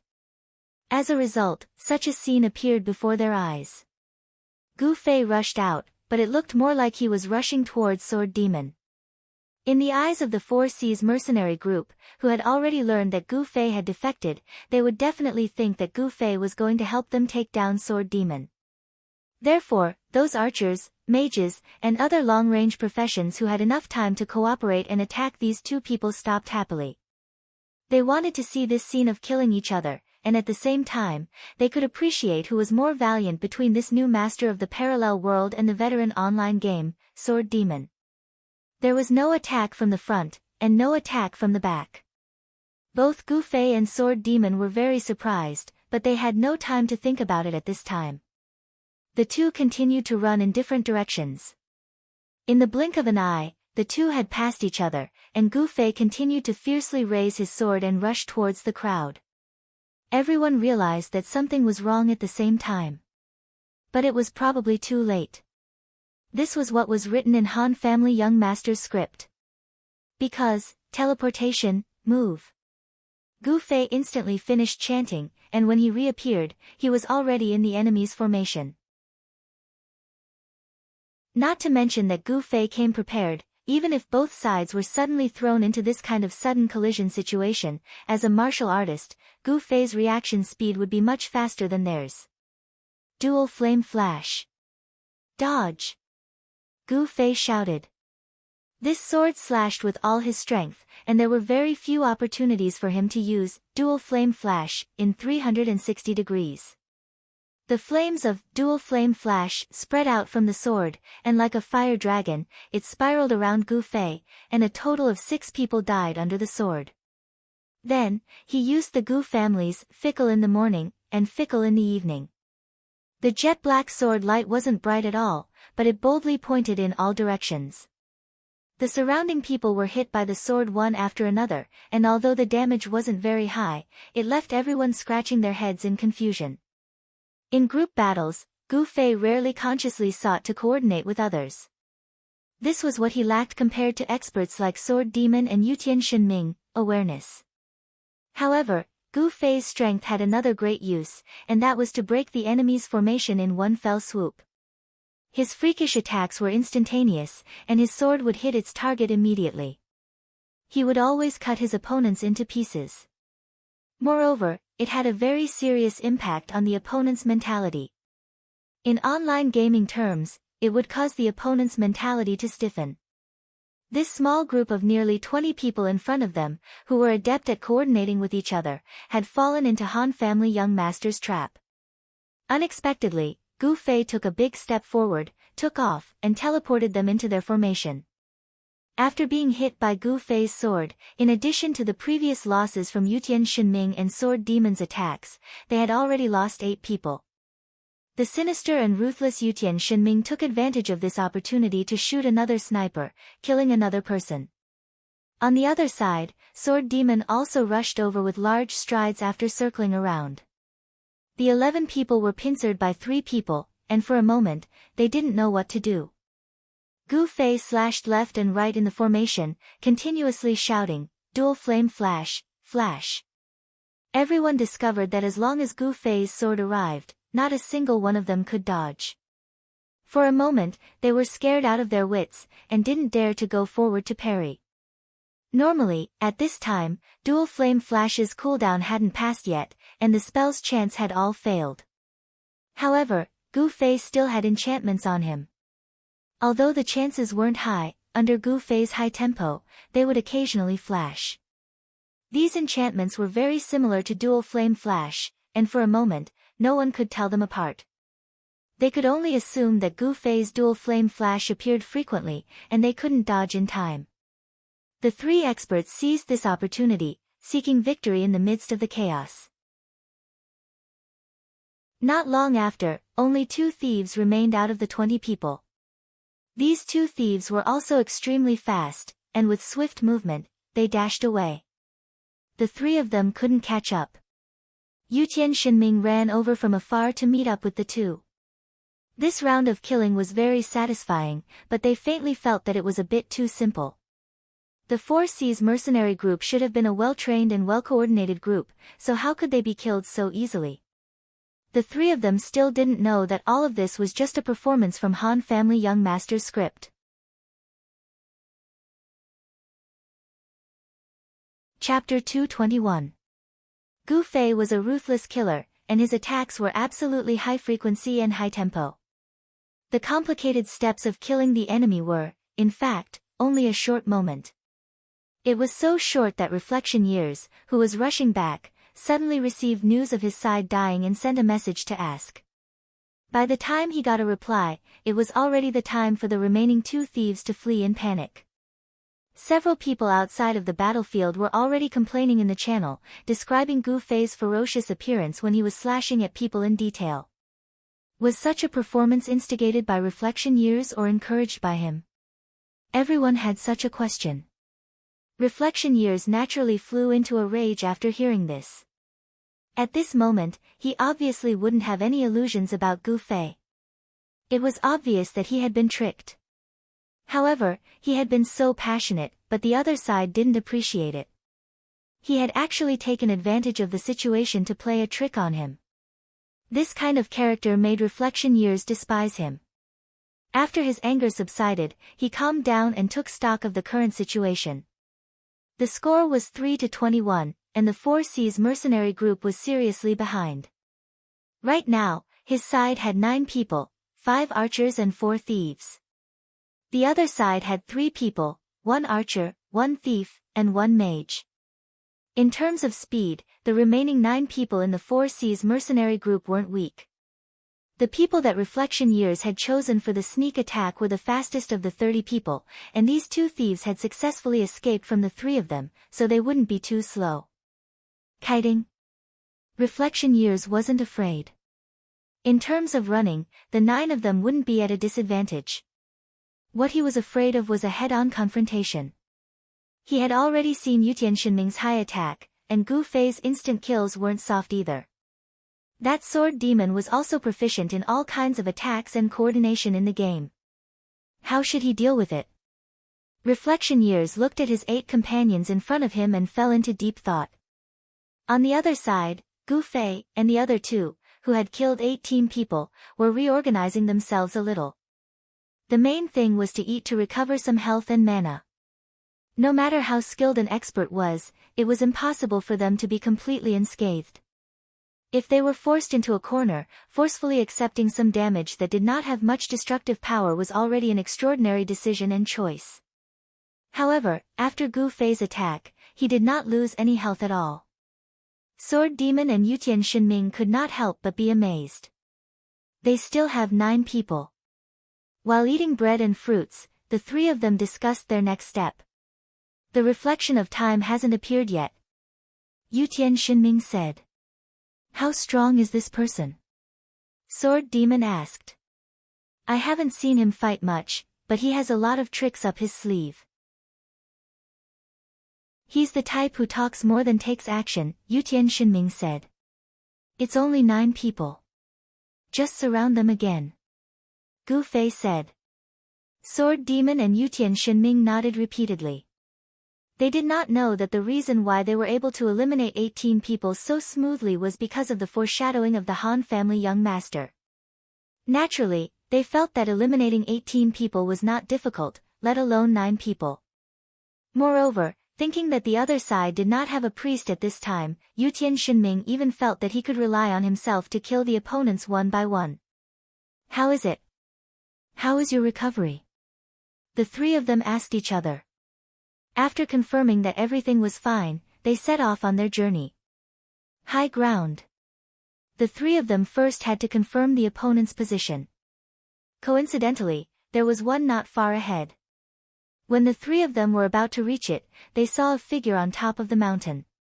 It was obvious that there was someone there. The opponent also needed high ground to find the 3 of them, so there was nothing to be confused about. The 3 of them looked at each other and immediately split up. The opponent disappeared in a flash from the top of the mountain. Yutian Shinming quickly circled around to the back of the mountain. His range advantage allowed him to attack from halfway up the mountain. Sword Demon and Gu Fei, one on the left and one on the right, began to circle forward. Along the way, they paid attention to looking for boulders or other forms of cover to prevent the opponent's archers from shooting. Unexpectedly, just as they were halfway there, they heard Yutian Shinming curse from behind the mountain. Fuck! Only this sound was followed by a system notification. Yutian Shinming had been eliminated. We've been tricked. Yutian Shinming cursed in the channel. There's an ambush behind the mountain. You two be careful. Don't worry. The 2 of us will attack from the front. Gu Fei laughed. Gu Fei didn't take Yutian Shinming's sacrifice seriously. Just as Yutian Shinming felt that he could kill 9 people by himself, Gu Fei also felt that killing 9 people was within his ability. Even if Sword Demon died now, it would be fine. Thinking of Sword Demon, he turned his head to look. Sword Demon was activating stealth and disappeared. After that, even Gu Fei didn't know where Sword Demon went because Sword Demon's attention wasn't on him. There was a small misunderstanding in this. Sword Demon thought that stealth was ineffective against Gu Fei. Gu Fei would know his movements and would naturally cooperate with his speed. Unexpectedly, Gu Fei didn't know anything and still rushed up as fast as he could. In stealth, movement speed was greatly reduced. Sword Demon was no match for Gu Fei's speed at this time, but he couldn't bear to give up stealth at this moment, so he quickly shouted, "Hey, why are you so fast?" Unfortunately, when he shouted this, Gu Fei was also muttering to himself. And the content of his muttering was, "Teleport, move." So when he heard Sword Demon's shout and looked back, he had already floated to the top of the mountain. There was a light breeze on the top of the mountain. Gu Fei could only determine the approximate location of Sword Demon when he looked back. At this time, he didn't have the time to look carefully because there was already someone in front of him watching him. The reflection of time had a questioning look on his face as he stared coldly at Gu Fei. The 2 sides were less than 5 meters apart, and Gu Fei could see the bow in the reflection of time's left hand. Suddenly, the reflection of time's right hand inserted into his pocket. "He's coming." Gu Fei shouted in his heart. At this time, teleport was still on cooldown, so Gu Fei could only run at his fastest speed. In order to avoid the opponent's attack at any time, he also chose to run in a diagonal line while trying his best to bend his waist. In just a few steps, Gu Fei had already rushed to the side of the reflection of time. He suddenly stopped, and the black robe behind Gu Fei slowly floated down. Without waiting for his body to straighten, Gu Fei flipped his right hand and swung his sword from the bottom right to the top left. He shouted, "Double flame flash, flash." At this time, the reflection of time's hand had already taken out of his pocket. He seemed to be holding something in his hand and waved it at Gu Fei. He was also saying, "Why are you?" Gu Fei didn't finish listening to him. The reflection of time's hand often moved faster than others could speak. Sword light, fire, and with the reflection of time's surprised gaze, he disappeared. When he appeared outside the teleportation formation, the reflection of time even maintained such a strange posture. No matter what, this really didn't seem like a posture for an attack. His right hand was still in the air with 3 fingers, but there was clearly nothing between his fingers. Where's the letter? Why is the letter gone? The reflection of time reacted. He rubbed his fingers, touched his pocket, and looked around, but still couldn't find the letter. This letter was evidence that exposed Gu Fei's bad character. The reflection of time had already planned this long ago. Let's not talk about the competition, but he definitely couldn't let the matter of Gu Fei go just like that. The reflection of time's actions were indeed not honorable, but the problem was that this kind of thing was done by almost all the guild leaders, so everyone quietly accepted it. But Gu Fei's behavior was different. If he wanted to poach you, you could refuse, but he actually used this as a pretext to make a fuss. This was something that all the poaching guild leaders despised. The reflection of time believed that as long as this letter was announced, not only would Gu Fei no longer be the fragrant cake that everyone wanted to recruit, but as long as he added fuel to the fire from the side, it wouldn't be impossible for him to evolve into a street rat. No matter how strong a person was, how could he fight against all the guilds? The reflection of time was extremely satisfied with his follow-up arrangements. Just now, he wanted to take out the letter and proudly announce it to Gu Fei to see if this guy would regret or feel ashamed. He didn't think that Gu Fei would be so shameless. Not only did he not say anything when he saw his expression, but he also chose to make a move so quickly. At this moment, the reflection of time had already decided to crazily take revenge, but he couldn't find the most important token of his plan, the letter that Qianli had written when he was drunk. Where was the letter? The letter was still there. But at this time, it had already turned into flying ash. In the face of the dual flame flash that could even kill a person, what other end could a letter have other than turning into ash? Gu Fei was also quite puzzled. His movements were too fast, and there was a barrier of fire in front of him. For a moment, he couldn't see what the reflection of time was waving. He only felt that it was a weapon. How did it turn into ash? The flying ash was pinched by Gu Fei, and he carefully studied it. Could it be a very powerful magic scroll? Just as Gu Fei was thinking about this, several peng-peng sounds could be heard as several arrows flew towards Gu Fei. This was the reflection of time's plan. He would attract Gu Fei's attention, and the others would concentrate their firepower to kill him. Who would have thought that as soon as Gu Fei reached the top of the mountain, the reflection of time would be the first to be killed? The others at the foot of the mountain didn't know what to do. Seeing that Gu Fei seemed to be in a daze, they hurriedly revealed their whereabouts and attacked Gu Fei. Homing arrow. They had already used snipe when they ambushed Yutian Shenming, and it was still on cooldown. The 4 archers unanimously chose this skill. Unfortunately, this skill was too slow for Gu Fei. His outstretched wrist trembled slightly, and the 4 homing arrows that were shot at almost the same time lost their luster and fell to the ground. However, Gu Fei's sword did not stop. He abruptly turned around and quickly tapped with his sword. Whoosh, whoosh, whoosh, whoosh. With 4 soft sounds, 4 bandits appeared behind Gu Fei, bearing fangs and brandishing claws. At this time, the dual flame flash had been restored. Gu Fei looked at the opponent's position and followed up with a slash, killing 3 of them.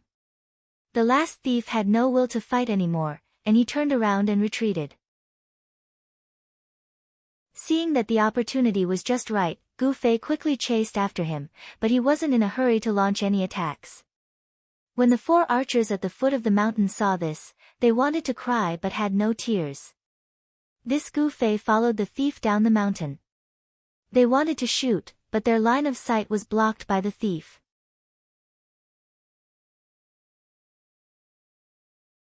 Chapter 222. Gu Fei rushed down the hill in one go. The 4 archers ran to a position where they could shoot and release their arrows, but Gu Fei dodged them one by one. Seeing that Gu Fei was about to reach them, how could the 4 archers still have any desire to fight? Whichever one Gu Fei rushed towards, they would immediately turn around and run away. Who would have thought that by a stroke of luck, the battle would be dragged into a stalemate? These archers were almost as fast as Gu Fei. If one ran and the other 3 harassed, it would be difficult for Gu Fei to catch up. The child elite group's kite was one person running and a group of people acting as the kite. In this situation, Gu Fei had become the kite, but there were 4 people flying it. The 4 of them were overjoyed, secretly praising Reflection Time's choice of personnel was the right one. Making full use of speed, this mage was not an unsolvable problem. If he continued like this, the one to fall would definitely be him. Gu Fei chased east and west, but found nothing. Instead, the 4 surrounded him, their expressions gradually relaxed. They had forgotten that Gu Fei had the art of teleportation. Teleportation had a cooldown of 1 minute, and at this time it was over. Gu Fei did not use it because he couldn't find an opportunity. Currently, his teleportation distance was a little more than 5 meters. At the very least, he had to get within this distance to be effective. After persevering for a long time, Gu Fei finally found an opportunity. He stared at an archer and chased fiercely, while the other 3 chased after him and released arrows. Unable to hit Gu Fei for a long time made them anxious. The closer the target, the easier it was to hit. This was common sense. Under the urge of anxiety, the more boldly they shot, the closer they got. Gu Fei constantly paid attention to the 3 guys behind him. Seeing that the opportunity was ripe, he suddenly turned around and used teleportation to fly to the side of an archer. At this time, his mana wasn't enough to use dual flame flash, so Gu Fei could only chase after this person and cruelly slash after slash. Gu Fei secretly praised Hengchen Yixiao's reminder in his heart. If he really became a water mage, even if he had a skill that could slow down the enemy, he wouldn't be able to get close enough. The skill wouldn't be able to hit the enemy, so how would he be able to slow down the enemy? Therefore, the simplest and most direct way to defeat an enemy was to improve one's own ability, and not to lower the opponent's strength. As someone who practiced martial arts, how could he be blinded by greed and neglect this principle? Gu Fei shook his head and reflected on his actions while he tortured the archer to death with his sword. If Hengchen Yixiao were to learn of this scene, what would he think? After taking care of this archer, the smugness of the other 3 archers had completely vanished. They deeply realized that Gu Fei's reverse thinking was an unsolvable problem for them. If they were close, the enemy could teleport over and hack them to death. If they were far away, the enemy could easily dodge their arrow attacks and wouldn't be able to hit him. The 3 archers faced Gu Fei from a distance and didn't have the desire to attack, but as soon as Gu Fei moved, the 3 would immediately run away. The thief from before was nowhere to be found. Gu Fei helplessly ate fruits to recover his mana, but even so, he didn't attract any attacks. Everyone only knew one thing, and that was to look at Gu Fei from afar. Let me do it. Gu Fei suddenly received a message from Sword Demon. Sword Demon was currently nowhere to be found. His stealth should have expired a long time ago. At this time, it was already on cooldown and was activated again. At this time, no one dared to approach Gu Fei, so they could only rely on Sword Demon to sneak up on him. Gu Fei could only wait for Sword Demon's performance in boredom. Unexpectedly, before he could wait, the system suddenly announced, Child Elite Group wins. The 3 archers and 1 thief really didn't have the will to fight. After a simple discussion with the people in the mercenary channel, they withdrew from the competition. Sword Demon, who was almost beside the 3, was very bored by this. After revealing himself, he spread his hands at Gu Fei. After the system quickly announced the results, Gu Fei and Sword Demon were teleported out of the map. Gu Fei immediately felt a very powerful aura directed at him. He quickly turned around and saw the members of the 4C's mercenary group glaring at him. Some had participated in the previous battle, and some hadn't. The leader was their leader, reflection of years. Gu Fei was slightly surprised. After so many matches, they were basically willing to admit defeat. After the match, the more polite ones would come over and greet them in a friendly manner. The only exception was the Muyun mercenary group, who had been kite. However, the other party's unwillingness was completely understandable. But today? What was going on today? Why did this group of people's resentment seem to be even greater than that of the Muyun mercenary group? Gu Fei looked around and didn't see the Han family young master and the others. Child elite group didn't have the good habit of those who were eliminated first to wait outside the arena for others. It was completely up to them. If they wanted to wait, they waited. If they didn't want to wait, they left. The situation doesn't seem right, Gu Fei said to Sword Demon beside him. Sword Demon nodded as he gradually disappeared in front of Gu Fei's eyes. HP, MP, and skill cooldowns would be completely restored as soon as they left the map. Sword Demon didn't hesitate to use stealth. He also realized that the situation wasn't normal. Wow, no way. Gu Fei privately messaged Sword Demon. You go first. I'll help you block from behind. Sword Demon replied. Hee, thank you, but there's no need. You go. Gu Fei smiled. He had no intention of leaving. There was a fight. That was exactly what he wanted. However, today's opponent didn't seem to be so easy to deal with. Sword Demon's attention was obviously not on Gu Fei. Gu Fei didn't know whether he had left or not. However, he saw the people from the 4C's mercenary group glare at Gu Fei and leave in unison. Why didn't you kill that kid? Someone angrily asked Reflection of Time. After Reflection of Time was cut out of the map and couldn't find the letter, he criticized Gu Fei's despicable behavior to the 99 people in the mercenary group. This matter attracted the attention of the other 2 core members of Unhindered, Sword Without Oath and Wind Star. Gu Fei's identity had been exposed. With his identity of 27,149, he still had some old grudges with Unhindered. Back then, Unsmiler's incident had greatly tarnished Unhindered's reputation. Even though Unhindered had continued to grow as the #1 guild in Cloud City, Unsworn Sword, Wind Star, and the other upper echelons of the guild had always felt that this incident had severely damaged Unhindered's image. Without this incident, Cloud City might not have had the controversy of who was the #1 guild in Unhindered and drinking and singing. However, the cause of this incident was Nonsmiler's fault. Even if Unhindered wanted to take revenge, they didn't have the face to dig up this old debt. Today, they had suffered a setback at the hands of this person, and the result was that they had to swallow their grievances. Stealing someone else's foundation was not kind in the first place, and now they had fallen into someone else's trap. At most, they could only reprimand the other for being even more unkind.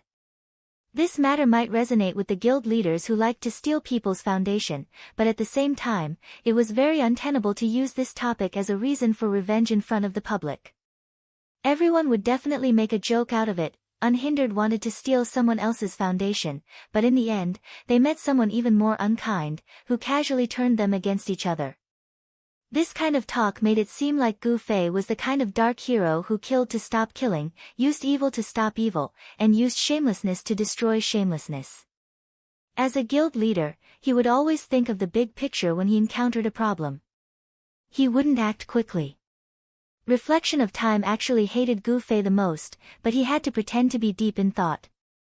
He called out to everyone, "Let's retreat first, we'll talk about this later." What later? In the guild war, the three heads of Unhindered gathered together to discuss this topic. That guy is actually a member of the Reborn Amethyst. TSK. As the guild leader, Unsworn Sword's thoughts were a little off track from the start.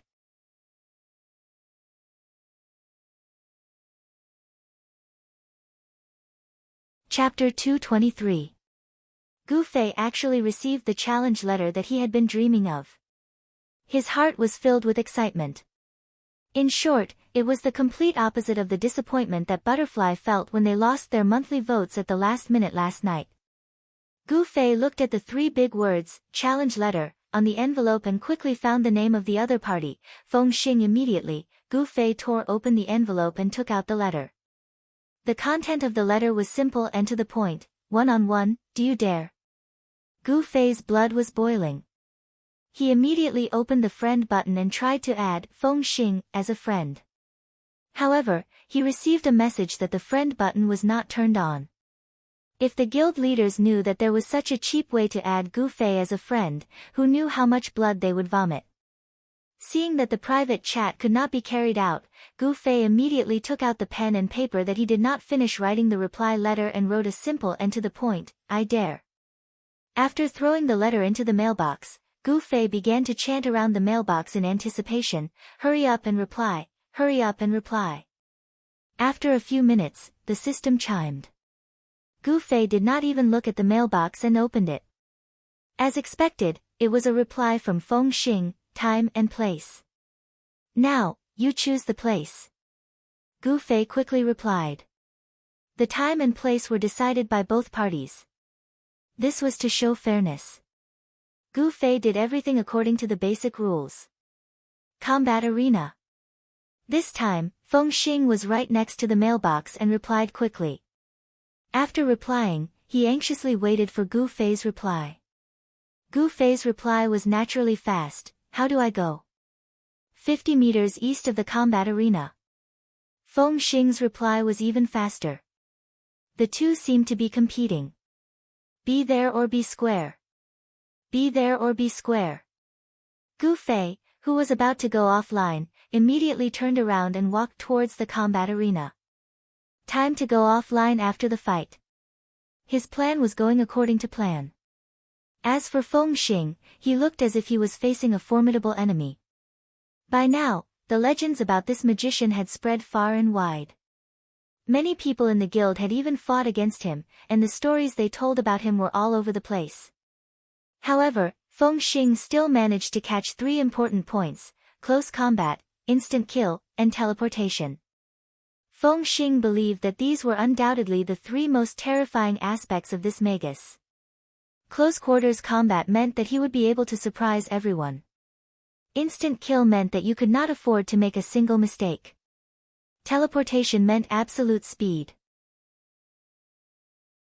When these three keywords were put together, it could be summed up in one sentence: teleport to your side and instantly kill. Ordinary people would probably want to give up after hearing such a way of fighting, but Feng Xing wasn't afraid, because in his eyes, all magicians had a fatal flaw: they had to incant their spells. This flaw meant that when fighting against a mage, the key was to keep an eye on his mouth. If you stared at the mage's mouth, then you had already reached the realm of anticipating the enemy's moves. What happens next will depend on your reaction. This principle had already been seen through by many people, so the mages had also developed corresponding countermeasures. In a real fight, there were very few mages who would incant loudly. Most mages would put the incantation in the corner of their mouth and incanted quietly. Except for the mage and the system, no one could hear them. Feng Xing was an exception. He had a skill in life that most people didn't have, and that was, he knew how to read lips. In other words, he was a legendary lip-reading expert. Translating the opponent's words through lip-reading might not be a guaranteed success, but it wasn't difficult to translate a mage's incantation, because the incantation of a mage only had a few sentences. Because Gu Fei had a special teleportation skill, Feng Xing specially searched for the incantation of this skill, understood the content of the incantation, and then mimicked the incantation. For an expert like him, it was really not a difficult thing. In addition, it seemed to be active, but it sounded a bit passive. Feng Xing seemed to have grasped the opponent's attacking method, so compared to those who relied on listening, he would have a slight advantage. Although it was only a slight advantage, there was a saying that in a fight between masters, life and death was often decided by a thin line. This little bit made Feng Xing feel 100 times more confident. Up until now, he had never lost a match against a mage. At this time, facing a mage who could kill a mage in a second, he was not afraid at all. Unsworn Sword and Reflection of Years decided to find a chance to set up a trap to make Qianli and the other masters of the child elite group suffer together. Feng Xing did not oppose this plan. However, as early as the non-smiler incident, he had already wanted to fight this guy to vent his anger, but unfortunately, he did not know the opponent's real identity. After so much time had passed, this emotion had already been diluted, but after today's incident, Feng Xing's already dimmed impulse was once again ignited. The only difference was, this time, Gu Fei's identity was exposed, so Feng Xing did not hesitate to privately issue a challenge to Gu Fei. The arena was not a place with any special purpose, it was just a backdrop built to cater to the environment of the nearby combat dojo. Such a useless place, naturally, no players would come to it. Gu Fei hurried over and saw a Grand Master of Combat standing straight in the middle of the arena with his arms crossed. Gu Fei guessed that this person was without a doubt Feng Xing, and was instantly overjoyed. He could not recognize this person, one of the 3 core members of the Unhindered 4 Cs, but seeing that the other was a Grand Master of Combat, he immediately liked him. On the way here, Gu Fei had been trying to guess the identity of the other party's class. Speaking of which, he felt that the other party was more likely to be a mage. Because in the parallel world, there was still a class restriction between individual soldiers, and could be said to be an absolutely fair duel, usually between people of the same class. If you, an archer, went to challenge a mage to a duel, probably no one in the entire game except for Gu Fei would pay attention to you. "Hey, Feng Xing." Gu Fei called out to Feng Xing as he climbed up the arena's high platform. Feng Xing nodded with a cold expression. "Qianli's drunk?" Just like how Gu Fei could not recognize him even though they had met before, Feng Xing could not recognize Gu Fei as the guy who had poked him with a stick. On the other side, Gu Fei had already nodded and admitted his identity. "Can we start now? I won't show any mercy." "The same goes for you." Feng Xing's goal was to kill Gu Fei. "That's for the best." Gu Fei was also annoyed by the stop duel. That was because it was actually more difficult than directly killing the opponent. Gu Fei was not afraid of hard work, what he was afraid of was that the stop would cause the opponent to be unable to use his full strength. After saying that, the two of them had already started fighting. Feng Xing stared at Gu Fei's mouth, while Gu Fei paid attention to his opponent's shoulders, arms, legs and all other movable joints. "Come on." Both of them opened their mouths with this subtext. "Teleportation, teleportation, teleportation." Feng Xing stared at Gu Fei's mouth, waiting for him to say these 4 words. Perhaps he didn't need to say these 4 words at all. As long as he said the word teleportation, he could already make a judgment. He would not choose to retreat, instead, he would launch a counterattack as soon as possible. "Teleportation. Ha, teleporting to my side and being hit by me, that's equal to teleportation." Feng Xing was proud of himself. Feng Xing had been thinking about how to deal with Gu Fei's powerful move, but he had neglected a basic fact. Even if it was a powerful move, he would only use it when he needed it. The main purpose of Gu Fei learning teleportation was to chase after those who were faster than him. At the moment, Feng Xing hadn't shown that he was faster than Gu Fei, neither was he running away. Feng Xing hadn't triggered the condition of activating Gu Fei's teleportation. Therefore, his waiting would only be in vain. However, Gu Fei also wanted to see Feng Xing's moves first. Therefore, he was waiting for Feng Xing to make the first move. One of them stared at Feng Xing's mouth, while the other stared at Feng Xing's joints. Both of them had the same purpose, they wanted to see through each other's moves. Sadly, neither of them made the first move. Therefore, they just stared at each other for 5 minutes. "Why don't you make the first move?" asked Gu Fei abruptly. Once Ji Hao said this, Feng Xing immediately took a step aside, while swinging his fist horizontally. However, he abruptly stopped halfway. "Ah, you just made the first move like this." Gu Fei couldn't believe what he had just seen, staring at Feng Xing in a daze. Feng Xing turned his face away. At this moment, his face was as red as a persimmon. If he wasn't careful enough, his face might be punctured. Feng Xing was way too nervous and focused. He had been staring at Gu Fei's mouth, waiting for Gu Fei's teleportation, and waiting for Gu Fei to make the first move. These thoughts flashed across Feng Xing's mind. Unconsciously, he had already come to a conclusion: if Gu Fei moves his mouth, I'll make the first move. Therefore, just now, once Gu Fei opened his mouth, Feng Xing had already swung his fist without even thinking. Before the fist was swung out, Feng Xing realized that Gu Fei had indeed opened his mouth, but it wasn't a teleportation spell. He had been too focused.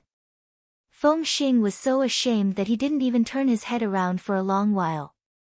No matter how experienced Gu Fei was, he couldn't figure out what exactly Feng Xing's punch meant. At this moment, Feng Xing had already turned around and ignored him. Helplessly, Ji Hao asked, "Are you going to fight or not?" "Fight? Why don't you fight?" Feng Xing angrily turned around and threw a heavy punch towards Gu Fei. Galloping horse. Is this the same move? Seeing this, Gu Fei wanted to move aside, but unexpectedly, Feng Xing abruptly stopped galloping. Feng Xing twisted his body and clasped his hands towards Gu Fei. This was a move that Feng Xing thought he would definitely win, but unexpectedly, he missed. Teleportation. Thinking about this, Feng Xing abruptly raised his head and saw Gu Fei standing beside him with a smile. Gu Fei reached out his hand and pushed Feng Xing, who was still twisting in the air, immediately lost his balance and fell to the ground. Gu Fei had already stepped aside immediately. Seeing Feng Xing still lying on the ground in a daze, Gu Fei slightly sighed. Gu Fei was indeed a mage, but in the parallel world, the one he understood the most was a fighter. His understanding came from his private research. Gu Fei was completely familiar with the few skills of a fighter, how to combine them, and how to use them in different ways. These fighting styles invented by players were all within the scope of Gu Fei's knowledge. It was really too difficult for a fighter to defeat Gu Fei. This was because he was facing a true grandmaster of combat.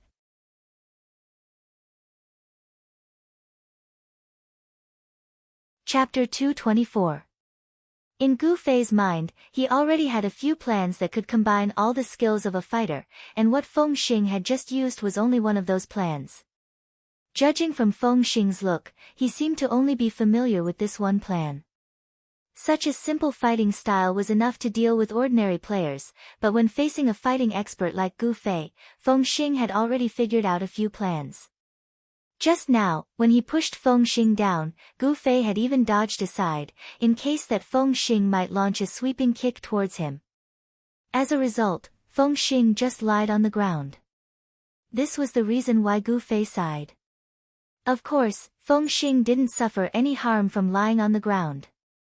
He only suffered a psychological injury that all people who were bullied by Gu Fei would have. Feng Xing paused for a second, then hurriedly stood up from the ground, staring at Gu Fei. Seeing him stand up, Gu Fei suddenly launched an attack. Ji Hao slightly drew his arms in front of his body, then leaned his body forward, forming a sharp angle with the ground. He then raised his right hand and threw a punch towards Feng Xing's chest. This is Galloping Horse? Feng Xing was shocked. If this was a normal fight, Feng Xing would definitely launch a counterattack with the move of Galloping Horse Shooting Star, and let the system judge whose fist was tougher. However, today, he was stunned, because a galloping horse was launched by a magician. This was definitely a supernatural event. Skills of different professions could never be used in the same way, even with scrolls, skills, weapons, etc. This supernatural event made Feng Xing forget how to deal with it, until Gu Fei had already attacked in front of him. Among the group of players, Feng Xing was an experienced fighter. As an experienced fighter, he surely had his own way to deal with Galloping Horse. At this moment, it was already too late for Feng Xing to dodge. Feng Xing didn't dodge at all, instead, he rushed forward. Gu Fei's punch landed right on Feng Xing's chest. Meanwhile, Feng Xing's hands had already reached towards Gu Fei's shoulders. This was a gamble, because the Galloping Horse art had a chance to cause a stunning effect. Once the Galloping Horse art triggered the stunning effect, Feng Xing's counterattack would stop. For an expert grandmaster of combat, a single stun could lead to a series of consecutive attacks. This was also the reason why many fighters preferred Galloping Horse as their first move. However, speaking of the probability, the chance of stunning was much lower than that of charge. It was only 10%, and the proficiency of the skill didn't increase the chance significantly. Therefore, Feng Xing believed that he had a high chance of winning this gamble. In fact, he had a 100% chance of winning. How could Gu Fei have any Galloping Horse skill? All he did was use the stance of a horse galloping a meteor to throw a punch. As a result, Gu Fei's punch landed right on Feng Xing's chest. Feng Xing didn't dodge at all, instead, both of his hands reached towards Gu Fei's chest. He didn't know how many times he had suffered like this in the game. This was unique to online players. In Gu Fei's eyes, it was like a scoundrel's playstyle, and it had repeatedly caused him to lose his temper. Gu Fei's punch didn't cause any damage, nor could it cause any stunning effect. However, his shoulders were already firmly held in Feng Xing's hands. Feng Xing didn't have the time to think, he threw his arms and performed the level 30 fighter skill, Hug Throw. The biggest feature of fighter skills was that they could be activated quickly and had a short cooldown time. They focused more on spirit, in order to improve these two features to the extreme. At this moment, Feng Xing's Hug Throw had finished its cooldown time. He threw Gu Fei out with his arms. Looking at how he did not suffer any damage from Gu Fei's punch, he realized that Gu Fei's Galloping Horse shooting star was just an act. Feng Xing gave a resonant growl, then launched a real, Galloping Horse-like shooting star, and chased up. Before Gu Fei's body landed on the ground, he was forcibly frozen by the system. He could only watch Feng Xing's punch land on his body, but he couldn't do anything. A throw and a dash. This was a simple combo often used by fighters in the early stages of the game. However, at this stage, it wasn't easy to kill the enemy with this simple combo. As for whether this combo could be followed up or not, it would depend on whether this Galloping Horse could cause a stunning effect. This simple skill had a 10% chance of stunning, but Feng Xing knew that stunning was very useful for fighters. Therefore, he put all his equipment to increase the chance of this special effect. All of Feng Xing's equipment, accessories. All of Feng Xing's equipment could raise the dizziness rate of this gallop shooting star to 34%. For a Grandmaster of Combat, this was already a rare and precious data. Fortunately, Feng Xing put all his effort into this special effect, so his attack damage wasn't that high. If he were a fighter with a full set of equipment to enhance his attack, a Hug Throw and Galloping Horse would be enough to cripple Gu Fei. At this moment, Gu Fei was blown away by Feng Xing's punch. He fell on the ground and continued to slide. Feng Xing complained in his heart. He regretted using too much strength in this punch. The duration of stunning was very limited. If he wasted too much time, the effect would have disappeared by the time he rushed to the front. At this moment, Feng Xing's biggest wish was to have a teleportation skill as well. As Gu Fei was sliding on the ground, Feng Xing seized the time to chase after him.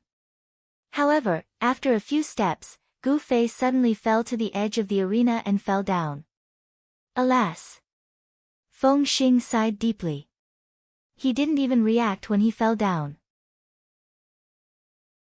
Feng Xing knew that he had successfully triggered the stunning effect. Unfortunately, his punch was so heavy that it directly knocked him off the arena.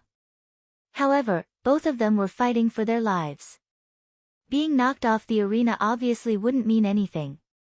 Feng Xing quickly rushed to the edge of the arena, jumped up and then fell down.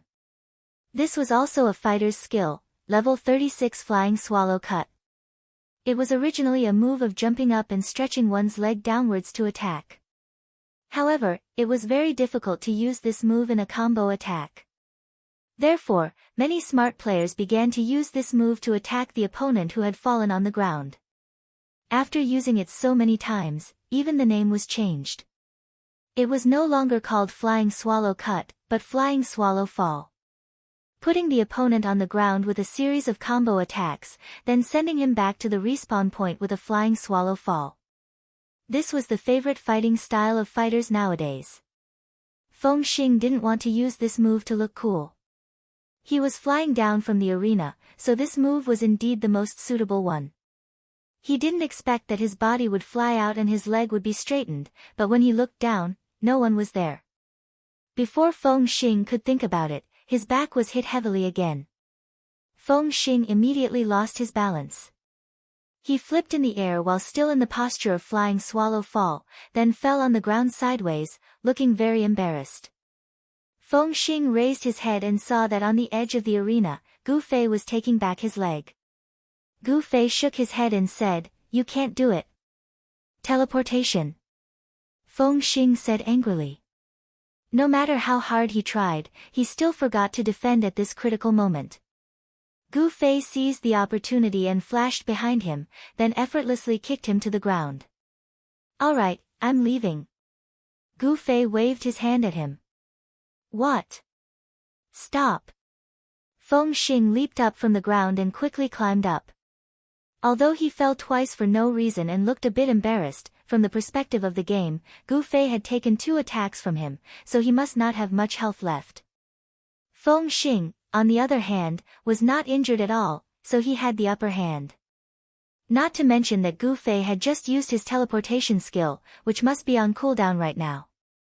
How could he miss such an opportunity? Thinking about this, Feng Xing didn't waste any more time to give Gu Fei time to recover his teleportation skill. Instead, he raised his hand and launched a punch towards Gu Fei, using the most basic skill of all fighters, Heavy Punch. Gu Fei slightly leaned his body to dodge the punch, while his punch had already risen from his side like a lightning bolt, hitting right on Feng Xing's chin. Under Feng Xing's stunned gaze, Gu Fei launched another flick kick from his shoulder, followed by which, Gu Fei leaped up, raised his leg and swung it down towards Feng Xing's face.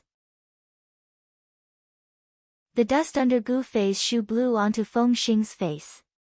After landing on the ground, Gu Fei reached out his hands and grabbed Feng Xing's waist, then shook his head and sighed, "I can't throw you." After that, he slightly let go of Feng Xing's hands, flicked the dust off Feng Xing's shoulder and asked, "Is that what you mean?" Feng Xing couldn't say a word. What Gu Fei had just shown were the skills of fighters: uppercut, bouncing kick, flying swallow cut, body throw. Just like the galloping horse shooting star that Feng Xing had used before, these attacks were all superficial, without any corresponding damage. However, these attacks were all launched in one go, which was far more powerful than any other fighter that Feng Xing had ever seen. Uppercut, bouncing kick, and then flying swallow cut to cut the opponent down from the air. This was the dream of countless fighters, but none of them could achieve it. As for Gu Fei, although his uppercut and bouncing kick couldn't knock the opponent into the air, Feng Xing was sure that if Gu Fei truly had these skills, he would definitely be able to follow up that flying swallow cut. After that, Gu Fei would perform the galloping horse shooting skill. If all these skills were used together, the damage would definitely be great. How did you do it?" Feng Xing asked. "Rhythm, pay attention to the rhythm has to be faster." Gu Fei said to him. "Rhythm?" Feng Xing was confused. Gu Fei thought for a while, then decided to change a way that people like them could easily understand: pay attention to cancel skills. Oh. Feng Xing was instantly enlightened. The timing of cancel skills determines whether the final combo can be completed smoothly or not. You need to practice more," Gu Fei said seriously. Feng Xing nodded confusedly. What was this? Was a magician teaching a fighter how to use skills to complete combo attacks? Keep practicing, Gu Fei said to him, then walked away while patting his clothes. Just now, Gu Fei had slid on the ground and fell down from the stage. His body was covered in dust as well. Black loves to be stained with dust. Feng Xing faintly heard Gu Fei sighing.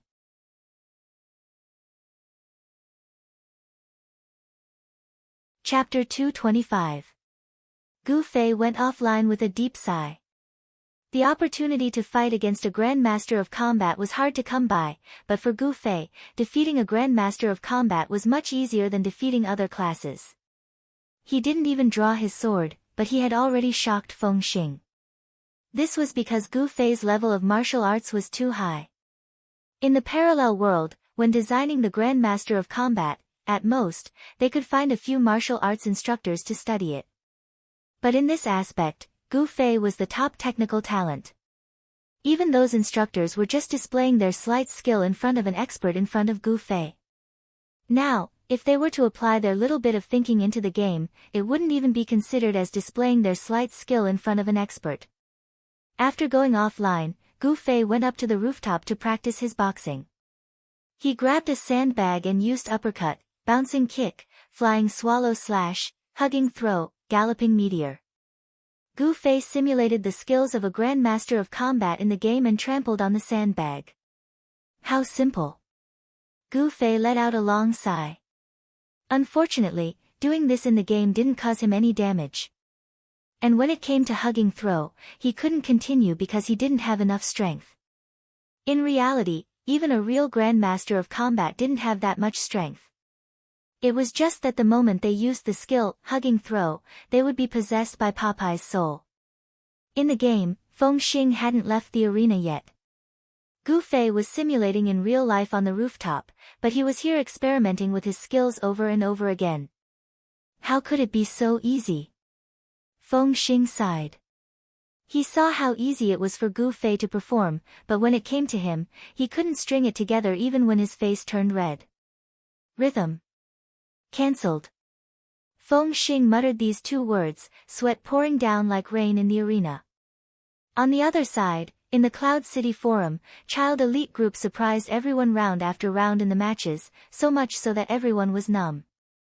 The Child Elite Group's record of victories all the way to the semi-finals was extremely valuable. Yunmu and Yunxiang were two rank 4 mercenaries.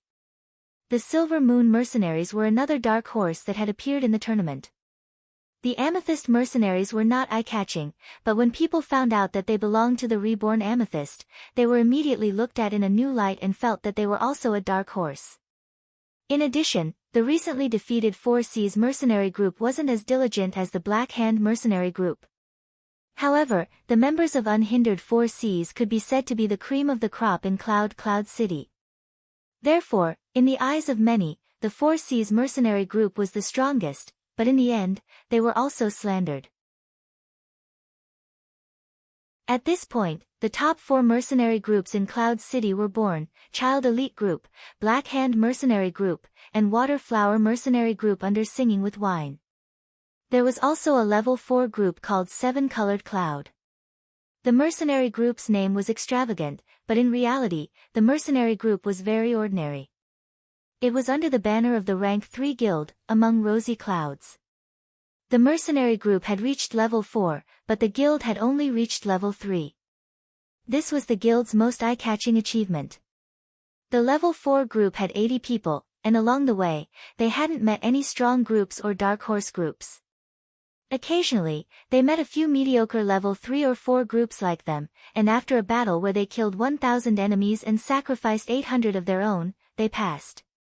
The outside world didn't pay much attention to 7 Colored Cloud. Their greatest interest was to see how far the 6 people from Child Elite Group could go. After the end of the guild matches, the Child Elite Group's opponents were quickly announced by the system. In the semi-finals, Child Elite Group vs Water Flower Mercenary Group, Black Hand Mercenary Group vs 7 Colored Cloud. At this time, Han Family Young Master and Singing with Wine's guild leader, Against the Current, were sitting together in the tavern. So this group was formed by you. I was wondering why you didn't join Waterflower. Against the current side. Child elite group's recent exposure was too high. Even if people couldn't find out the specific members, as long as they went to the mercenary building to search for child elite group, their leader's name would always be there. Normal people didn't know who this person was, but how could Singing with Wine's people not know? His name was also on the guild list. Han family young master only smiled and didn't say anything. So you're saying that you already knew that mage? Against the current said. Han family young master didn't deny it. He saw that we searched so hard for him, but he didn't tell us. Against the current said. He didn't let us. Han family young master easily pushed the responsibility away. Against the current expressed his understanding and continued, after the competition, bring your friends into our guild. The more the merrier. Han family young master smiled bitterly, small groups like ours are the most democratic. Don't think that I'm the leader, I'm just a figurehead. We still have to discuss this matter together. Of course, let's meet up for a drink when we're free. Against the current said. How about after the competition tomorrow? Han family young master would never reject a drink. How are you going to deal with us? Against the current asked casually. He more or less knew what Han family young master was capable of. I haven't thought about it yet. Han family young master smiled, how many people are you going to send? I haven't thought about it either. Against the current smiled. Then we'll talk about it when the time comes. Han family young master said. We'll talk about it when the time comes. Against the current nodded, I'll leave first. You can drink slowly. Then he waved his hand, Little Ray, I'll pay for this table. It's fine. Han family young master said. Don't be so polite. We're all on the same side. Against the current laughed out loud. Little Ray looked at Han family young master and Han family young master nodded to him. Little Ray immediately took the bill and showed it to Against the current. The smile on his face couldn't be maintained anymore. You can really drink. Against the current squeezed out a smile and sighed. Let me do it myself. Han family young master smiled. But Against the current had already said that he, as a guild leader, couldn't be so tasteless. He immediately took out his wallet and paid for the drinks that cost more than 100 gold coins. 100 gold wasn't a large sum, but this was a matter of one's perception of consumption. If you were to go against the flow and spend this money on useful equipment and items, you wouldn't even blink an eye. Spending it on alcohol would make your heart ache. Don't drink too much. It's bad for your body. Against the current said with lingering fear and left in a hurry. Actually, drinking in the game wouldn't hurt your body at all. Han family young master calmly took the bill and glanced at it before asking Little Ray, this week's drinks are all included? Little Ray nodded. This is the kind of person you should rely on when looking for a boss. Han family young master recommended to Little Ray. What else could Little Ray say other than smiling? Nothing else was said that night. The next day, Gu Fei went online and went to Little Ray's bar as usual to discuss the situation of this round's match. He was met with an unprecedentedly harmonious scene. In Little Ray's bar, Han family young master and the others didn't sit in the private room because it wasn't only the child elite group that day. Against the current was also sitting in the bar with his brothers who were drinking and singing. Before the match, the two sides sat together to discuss tactics. It was so harmonious and embarrassing. This. Gu Fei didn't know what to say for a moment. We meet again. Against the current looked at Gu Fei with a friendly smile. Come, sit. This is. Gu Fei didn't know what he meant. I'm treating everyone to drinks. Against the current smiled from ear to ear. Didn't you say that we would drink after the match? Han family young master was confused. If we drink now, wouldn't it be better to fight with the alcohol in our bodies? Against the current said. Han family young master thought for a moment and smiled. You're afraid that I'll have plenty of time after the match and won't be able to stop drinking. Against the Current was quite embarrassed that his thoughts were exposed. Actually, he wasn't a stingy person. It was just that Han family young master's consumption of alcohol was too terrifying. How long had it been since the end of the mercenary competition when they met yesterday? He could only drink so much. If he really kept drinking, Against the Current believed that he had the ability to drink until he went bankrupt. However, it was really too strange for the two sides that were about to compete to drink so harmoniously together before the match. Everyone held the wine glasses that were brought over and didn't know what to say. They could only drink their own in silence. Are you guys our opponents today? Gu Fei asked Against the Current. He only found out about this news at this moment. Against the Current nodded. Your formation is very powerful. Gu Fei said. Against the Current humbly said, not at all, not at all. On the other hand, Gu Fei sent a message. Thin waist. Lend me your anti-magic equipment. I need to fight those guys with the formation again. Not long after, Thin Waist Dance rushed into Little Ray's bar. She was surprised to see the two sides that were about to compete sitting together so harmoniously. Here, here. Gu Fei hurriedly called out. Sister Xiao Shi.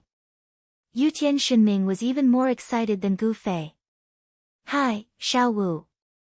Unscathed in battle pretended to be calm as usual. Thin Waist Dance greeted everyone and came to Gu Fei's side. She gave him the equipment and asked, what are you doing? Guild leader Against the Current, please drink. Gu Fei smiled. Against the Current recognized that the person in front of him was the famous Thin Waist Dance. He hurriedly got up to greet her and repeatedly called for Little Ray to serve the wine. At the same time, he guessed, this is the richest person in the game. Does she only see the most expensive wine? Thin Waist Dance was not enthusiastic about wine. Naturally, she would not care about the quality of the wine. She mainly came to deliver the equipment. After handing it to Gu Fei, she said goodbye to everyone and left. Look, a set with 73% anti-magic. Impressive, right? Gu Fei showed it to Against the Current. Impressive. Against the Current responded, but his eyes did not look at the equipment. He looked at Gu Fei as if he was looking at a more powerful creature. Even if the current situation was harmonious, they would have to fight for real later. How could this kind of secret equipment with high anti-magic be shown so easily? This was such a strong confidence. Against the Current side. Butterfly Knot, the match is coming to an end. Please cheer for Gu Fei and his comrades in the elite group.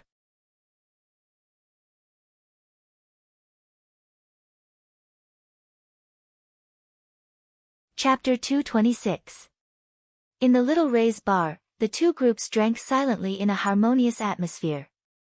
Gu Fei was arranging the equipment that Slender Waist Dancer had just sent over, while Countercurrent was calculating in his heart.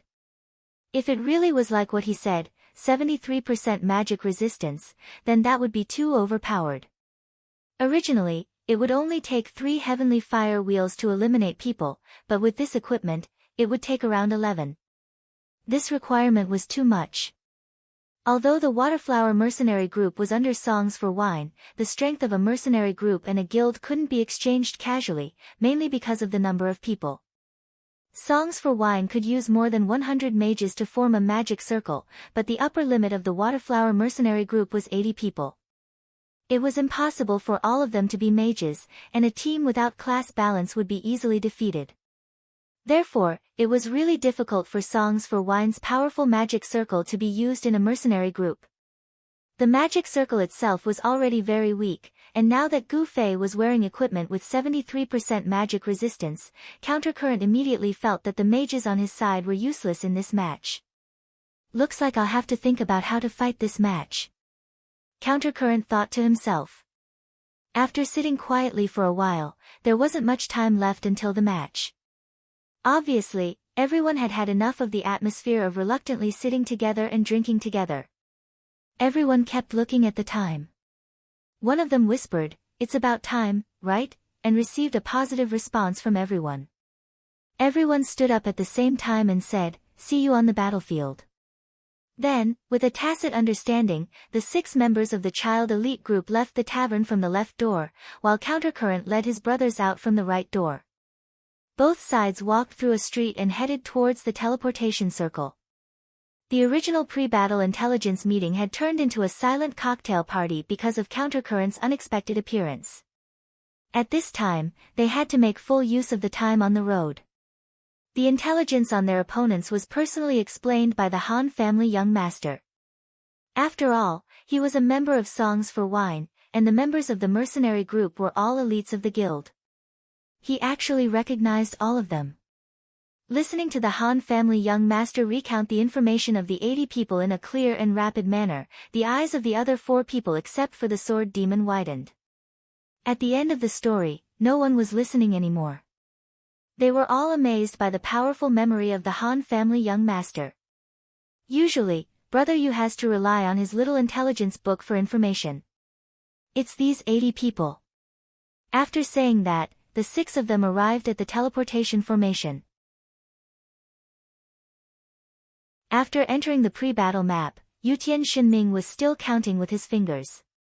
Is it 80? Exactly 80. It's 80. Brother Yu nodded in agreement. After all, he had some talent in statistics.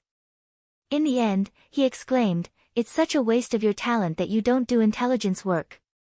Everything will be flawed without me." Han family young master said. Everyone was in no mood to exclaim at his shameless boasting. "Since you know these 80 people so well, then you should be very confident in this match, right?" Brother Yu said. "Well, it's a little useful, but not very important." Han family young master said, "I just like to see your eyes full of admiration." Go fuck yourself. Everyone's eyes were filled with disdain, the most profound disdain. There wasn't much time left. The number of participants in the opponent's water flower mercenary group increased rapidly. Not long after, it rose to 72 people and stopped moving. The remaining 8 people seemed to be busy and couldn't come. Not long after, there was a 10-second countdown. The screen changed and the match officially began. "Highland, right?" A few people stretched and asked Han family young master. Han family young master sneered. "Many people think they can read my mind, but they're all wrong. We're all wrong too. Please don't mentally attack us anymore. What's your plan?" "If there's nothing else, I'll just go and kill them." Gu Fei really couldn't take it anymore. "Follow me." The young master of the Han clan walked forward. The 5 people looked at each other and followed behind him. Brother Yu tried to find confidence in Sword Demon's face again, but this time he didn't get what he wanted. Sword Demon's face also had a slight trace of doubt. "Sword Demon." Brother Yu's voice was a little shaky. Sword Demon recalled. There was once when his intentions were guessed, so he deliberately changed the originally appropriate tactics, in the end, lost? Brother Yu answered. No, he won, but the losses were greater than the original plan. One of the people who died was the guy who saw through his intentions. Sword Demon said. Wow, this guy is too evil. Gu Fei and the others who were eavesdropping on the conversation between Brother Yu and Sword Demon couldn't help but come over to express their opinions. Is he going to send all of us to our deaths? Yutian Shinming said. The law doesn't punish the masses. Didn't everyone just shout? Brother Yu asked. I didn't shout. Sword Demon said. Me neither. Gu Fei said. You're lying. I was right beside you. You clearly shouted. Yutian Shinming pointed at Gu Fei. Calm down, young man. You might be sent to your death by the young master. But if you say I shouted again, you'll die immediately. Gu Fei threatened. I don't want to live anymore. Each one is worse than the other. Yutian Shinming's face was full of tears. The 5 of them didn't say anything else. Under the Han family young master's lead, they arrived at a forest. Han family young master took the lead and entered. After walking for a while, he stopped and turned his head. The sunlight that was scattered by the branches and leaves at the top of the tree fell on his face. In the dark and gloomy forest, his already strange face appeared even more mottled. Han family young master suddenly smiled. The five of them felt their blood run cold. Okay, let's go up. Han family young master suddenly said. Go up where? The five of them asked in surprise. Up the tree. Han family young master patted the side. Oh, just up the tree. The five of them let out a sigh of relief. But then they quickly asked, why do we have to go up the tree? This is a tactic. Han family young master said. Tactic? The five of them were confused. All of them were afraid of being played to death by Han family young master's evil tricks. Han family young master set an example. After letting Sword Demon give him a hand, he took the lead to climb up. When he reached the position, he looked around and called out to the others under the tree. Qianli, Yutian, you two go up first. Han family young master said. The two of them were shocked. To be honest, when they were stretching and shouting to the top of the mountain, their voices were a bit loud. Yutian Shinming was a teenager. Naturally, he didn't care about the volume of his words.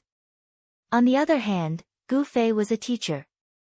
When the teacher taught, he was used to speaking loudly. Is this a trap to take revenge on us? The two of them thought at the same time. I don't know how to go up the tree. Yutian Shinming immediately started to escape. Let me help you. Unscathed in battle was gloating. He had already caught Yutian Shinming who was trying to escape. Unscathed in battle, you bastard. Go eat shit. Yutian Shinming cursed. Unscathed in battle ignored him. He found a tree branch and threw Yutian Shinming up. Yutian Shinming didn't see it was high. He wanted to fall down, but Unscathed in battle also stuck his sword under Yutian Shinming's body. Yutian Shinming reacted quickly. Seeing that the situation wasn't right, he immediately grabbed onto the tree branch. Over there. Over there. Han family young master pointed in a direction. Yutian Shinming trembled as he moved on the tree branch. From time to time, he would check if there was any chance for him to fall. No, not at all. Unscathed in battle was on high alert. Gu Fei also joined them. He even sent a message to Yutian Shinming, let's test him. Don't worry. If anything goes wrong, I'll save you. Yutian Shinming was helpless. He could only cry secretly for making such a bad friend. Under Han family young master's guidance, Yutian Shinming climbed higher and higher. He had already given up on the idea of falling. He started to carefully test if the branch under his feet was loose. He felt that Han family young master's plan was to point at a branch that couldn't bear any weight on purpose and let him stand on it. As it turned out, Han family young master's thoughts weren't that easy to guess. Yutian Shinming arrived at the designated location safe and sound. The message receiving channel immediately exploded with noise. How is it? How is it? Is there anything unusual? Gu Fei and the others sent messages to inquire. Using me as a test subject. Yutian Shinming was angry. He didn't reply to any of them. Qianli, you go up too. Go to that location. Han family young master pointed at a location. He then called the other three, come up. Find a place to hide. Unscathed in battle was the strongest. He took on the responsibility of helping. He carried Sword Demon and Brother Yu up the tree one by one. He then looked at Gu Fei. I don't need it. Gu Fei shook his head. He pointed at a branch beside him, teleportation, move. With a swoosh, Gu Fei was already standing on the tree. I know you don't need it. I mean, you help me. Unscathed in battle was exasperated. Gu Fei glanced at his burly body. He was expressionless, do you think that's possible? Unscathed in battle was indeed a difficult problem. Later, They worked together to carry him up the tree. Gu Fei looked at his clumsy posture on the branch and sighed, "Don't get involved in this." Then, Gu Fei carried the lightened sword demon up the tree. He then teleported and jumped from branch to branch. You can practice more. You'll come in handy later, Han family young master suddenly said. What about now? What should we do? Other than unscathed in battle, the other 5 had chosen their positions on the tree. Brother, you asked. Wait for him to find us. Han family young master smiled faintly. What if he can't find us? He will find us. Even Unchung Mutsu can find us. How can he not? What happens after he finds us?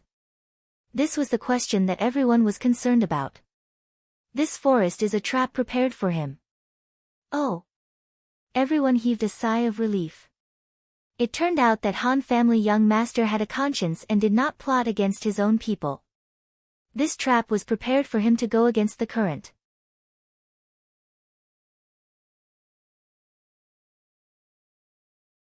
Chapter 227. The forest was quiet. The 5 of them silently watched as Unscathed in battle moved clumsily on the tree. Most of the settings in the parallel world were very consistent with everyday physics. Therefore, a branch that could support anyone else could be cruelly broken by Unscathed in battle. Unscathed in battle fell to the ground. Whether he died or not wasn't important. What everyone was concerned about was that his landing must have caused a huge commotion, so much so that it might attract Upstream's group over. Since it's a trap, why don't we send someone to lure them over? Someone asked the Han family young master. The later they come, the better. The less alert they are, the better. It's best if they think we're not ambushing them, but hiding. Lure? That's too obvious, the Han family young master replied. Therefore, the 6 members of the child elite group squatted on the tree and waited quietly. Outside the forest, Upstream was leading the group to search for the 6 members of the child elite group. After inquiring about the information from the defeated mercenary groups, Upstream knew that the most important thing to deal with the child elite group was not to split up their forces. The 6 members of the group were undoubtedly elites, the elites of the elites. There was no accurate measurement of how strong the chemistry would be when they gathered together. Upstream didn't want to measure it with his own mercenary group, so he could only choose to act as one. The 72 members of the mercenary group maintained their formation and searched around the map. 72 people versus 6 people. The size of the map was basically the same as the one where the child elite group fought against the Shepherd Cloud mercenary group. But when Upstream led the 71 members to the highest point on the map and looked around, they didn't find anything. There were trenches, depressions, behind mountains, and forests on the map. These were all blind spots. Upstream had no choice but to leave one member to continue watching from the high ground. The rest of them formed a group and continued searching. Their target was naturally the blind spots that they hadn't seen before. Following the trenches, deep into the depressions, over the mountains, and through the forest. They searched one spot after another, but they still didn't find anything. At this time, 21 minutes had passed in the competition, and there was only a total of 47 minutes. Not being able to find the enemy made going Upstream very anxious. He was also one of the people who had been defeated by the kiting tactic, and his defeat was the most exaggerated. More than 600 people had been unable to catch Slim Waist Dance. Therefore, Upstream was actually quite wary of kiting. After leaving one person at the highest mountain, he was very worried. Every minute, he would turn around to look over, afraid that the opponent would take down that person and they would lose with a score of 0-1. Fortunately, such a situation did not occur. However, not being able to find an opponent made him flustered. He could guess the opponent's intentions. The kiting tactic had to continue until the end of the match, so the later the battle started, the more advantageous it was. Child Elite Group was deliberately stalling for time. Perhaps in the last 5 seconds, an archer would suddenly appear out of nowhere and instantly kill one of their own. Don't you think it's an injustice to lose like this? This couldn't go on. Going against the current, he understood. But where was he? The members on the high ground were watching closely and confidently said that they did not see any movement of the opponent during the search, which meant that they were indeed not in these hiding places. But other than these places, where could they go? Going against the current hammered their heads. The 71 players of Waterflower Mercenary Group hammered their heads. The wisdom of the people was infinite. What one person couldn't think of, it was impossible for 72 people to think of. One person suddenly shouted, "In the tree, it's in the tree. That's the place we didn't pay much attention to when we were looking around." Everyone immediately reacted. Yes, it was in the tree. There were a total of 5 forests on the map, and any one of them could be where they were hiding. Without further ado, Going against the current immediately led his men to search. The 6 mercenaries squatting on the tree had already watched Waterflower Mercenary Group pass under their feet once. Many of them looked up, but it was too casual. In addition, the light in the forest was not good, and when they looked up, they were often dazzled by the sun, so no one noticed the abnormality in the tree. After leaving this time, Han family young master immediately reminded everyone to be vigilant. The next time they come, they will definitely know that we are in the tree. The second wave of search came not long after. Going against the current was also quite lucky. Out of the 5 forests, they only found the second one, and it just so happened that the 6 people from Child Elite Group were hiding in. In the first forest, they had already summed up the search method. As soon as they entered the forest, the archers and mages kept shooting arrows and spells, while the warriors kept hammering the trees around them to create vibrations. The other professions were also completely prepared for battle, ready to pounce on the people who fell from the trees at any time. At this time, Han family young master only sent 2 words in the mercenary channel: persevere. At the same time, he privately messaged Gu Fei, prepare to attack, AoE spells, use 1,000 layers of flames. Attack where? Gu Fei asked. Wherever someone falls, throw the spell there. The Han family's young master said. Gu Fei's heart palpitated. Han family young master really wanted to use his own people as bait?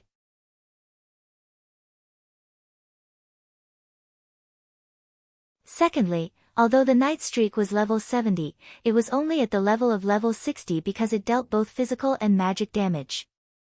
If it wasn't for Gu Fei's Moonlight Soul Robe, which greatly increased his magic damage, he wouldn't even be able to insta-kill low-health professions. In addition, the people from Waterflower Mercenary Group were also the cream of the crop of the big guilds. When this spell was cast, some of them with high health and good equipment, even though their faces were pale with fright, still managed to survive. This included one person, unscathed in battle. Unscathed in battle also hadn't fallen to Gu Fei's area of effect spell, so he didn't give up either. Those who could reach him were all masters with excellent speed. Those who were fast had low health, so they were all instantly killed by Gu Fei. Unscathed in battle put away his whirlwind slash, roared, and charged at the warrior next to him. The warrior had just taken a spell from Gu Fei, so he didn't have much health left. At this moment, he was still being burned by the flames on the ground, so he hurriedly tried to retreat. Who would have thought that unscathed in battle would suddenly put away his whirlwind slash and charge out? He was immediately hit head-on, flying out of the flames with his butt sticking up in the air. Before he could even land, he had already turned into white light. Wushang roared again. He swung his sword and slashed the other survivor into a tree. He did not use any skills in this attack, so the damage was limited. The brat who fell into the tree did not die. He only stared at Wushang, who seemed to have gone berserk, in shock. However, unscathed in battle proved that he was still clear-headed. He knew that the flames under his feet still dealt continuous damage. After clearing out the 2 who were blocking his way, he quickly jumped out of the pit of fire. However, the people from Waterflower Mercenary Group had already surrounded him. Unscathed in battle, who had been hit by Gu Fei's spell, didn't have much health left, but he was still stubbornly resisting. Chance. Han family young master quickly sent a message to Gu Fei. Release another one. Gu Fei already knew this was his intention, so he pointed his sword at him. When he received the message, Gu Fei quickly replied with a single word, "Okay." Skyfall Flaming Wheel. Gu Fei suddenly shouted.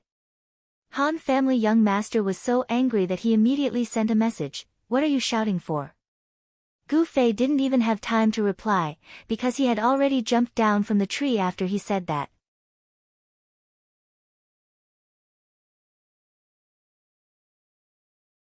Chapter 228. As early as the 1,000 layers of flames ignited, the Sparks mercenary group, led by Countercurrent, had already panicked. They knew all too well how powerful this spell was. This spell came stealthily, and they only noticed it when it was ignited. There was no time to dodge it. Even worse, a few people had already been set on fire, but they didn't even know where the person who cast the spell was. The melee professions all went to surround Unscathed in battle, while Countercurrent led the mages, archers, and other ranged professions to speed up their search for Gu Fei's figure in the trees. Countercurrent had a lot of experience. From the place where the 1,000 layers of flames landed, he had roughly circled the area where Gu Fei was. They didn't have to walk too far, they just had to carefully search within this circle. Just as they pointed their staffs, bows, and other weapons into the sky, Gu Fei's Skyfall Flaming Wheel was heard. Everyone didn't know where this spell was thrown, and they were scared out of their wits. Countercurrent's reaction was the fastest. He chased after him and shouted, "Don't panic, look carefully before you speak." The Skyfall Flaming Wheel wasn't like the 1,000 layers of flames. It would take some time for it to fall from the sky, and the fast professions could just barely dodge it. However, before the Skyfall Flaming Wheel came, Gu Fei's figure came out of the shadows of the trees, and with a loud shout, he descended from the sky.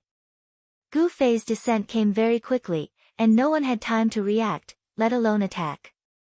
Gu Fei's head was on the ground, and his feet were in the sky, falling straight towards Unscathed in battle. Suddenly, he waved his arm in the air, and the night streak came out from under his body. He stretched his wrist over his head, and with a shake of his wrist, he shouted, "Round sky, square earth, dual flame flash." Flash! Everyone was stunned, not knowing what spell this was. The sword light that Gu Fei drew out turned into a fire dragon, circling in a circle, and circling in front of Gu Fei. He had actually relied on his own skills and used dual flame flash to draw out a miniature version of the descending flame wheel. At that moment, Gu Fei just happened to descend above Unscathed in battle. The circle of fiery light he slashed out was just in time to strike everyone within a circle of Unscathed in battle. In an instant, all of them were reduced to ashes. Gu Fei's dual flame flash was simply not on the same level as his other spells. As for the chanting just now, it could not be said that Gu Fei was shouting blindly. This was because the circle of swords that Gu Fei had drawn was a move of the Gu clan's swordplay called Round Sky Square Earth. So cool. Unscathed in battle suddenly had reinforcements, and his spirits were lifted. He roared as he extended his arm to catch the falling Gu Fei. For a violent warrior like him, this was a piece of cake. Who would have thought that Gu Fei would borrow this momentum to twist his body and fly into the air? His left hand pushed against Unscathed in battle's shoulder, and he kicked out at the face of a player in the middle of the circle. This kick was not over yet. After stomping down on the guy's face, Gu Fei strode around Unscathed in battle and spun in the air. Pa, pa, pa, pa. The people around Unscathed in battle all had their faces stamped by Gu Fei. As the force of the kick gradually weakened, Gu Fei's foot also gradually lowered, from his forehead to his chin. He hurriedly yelled, "Give me a lift."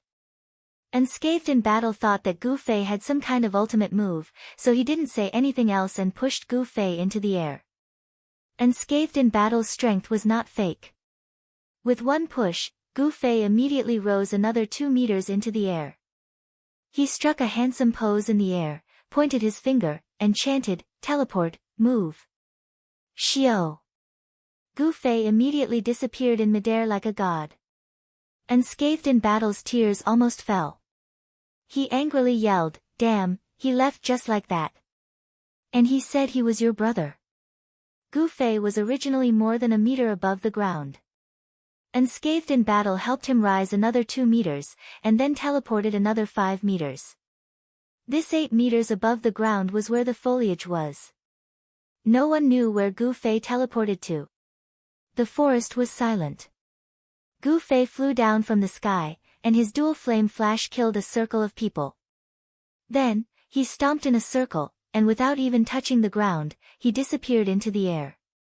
All of this happened in the blink of an eye, and the rhythm was so tight that it made everyone feel like they were suffocating. Especially the people that Gu Fei had stomped on. At this time, they all covered their faces with one hand, and looked up at the sky with empty eyes. Their minds were already blank. Unscathed in battle was actually still surrounded, but when he saw that the people around him were like stone statues, his wretched thoughts came back, and he wanted to take the opportunity to sneak away. This movement immediately made the other side come back to their senses.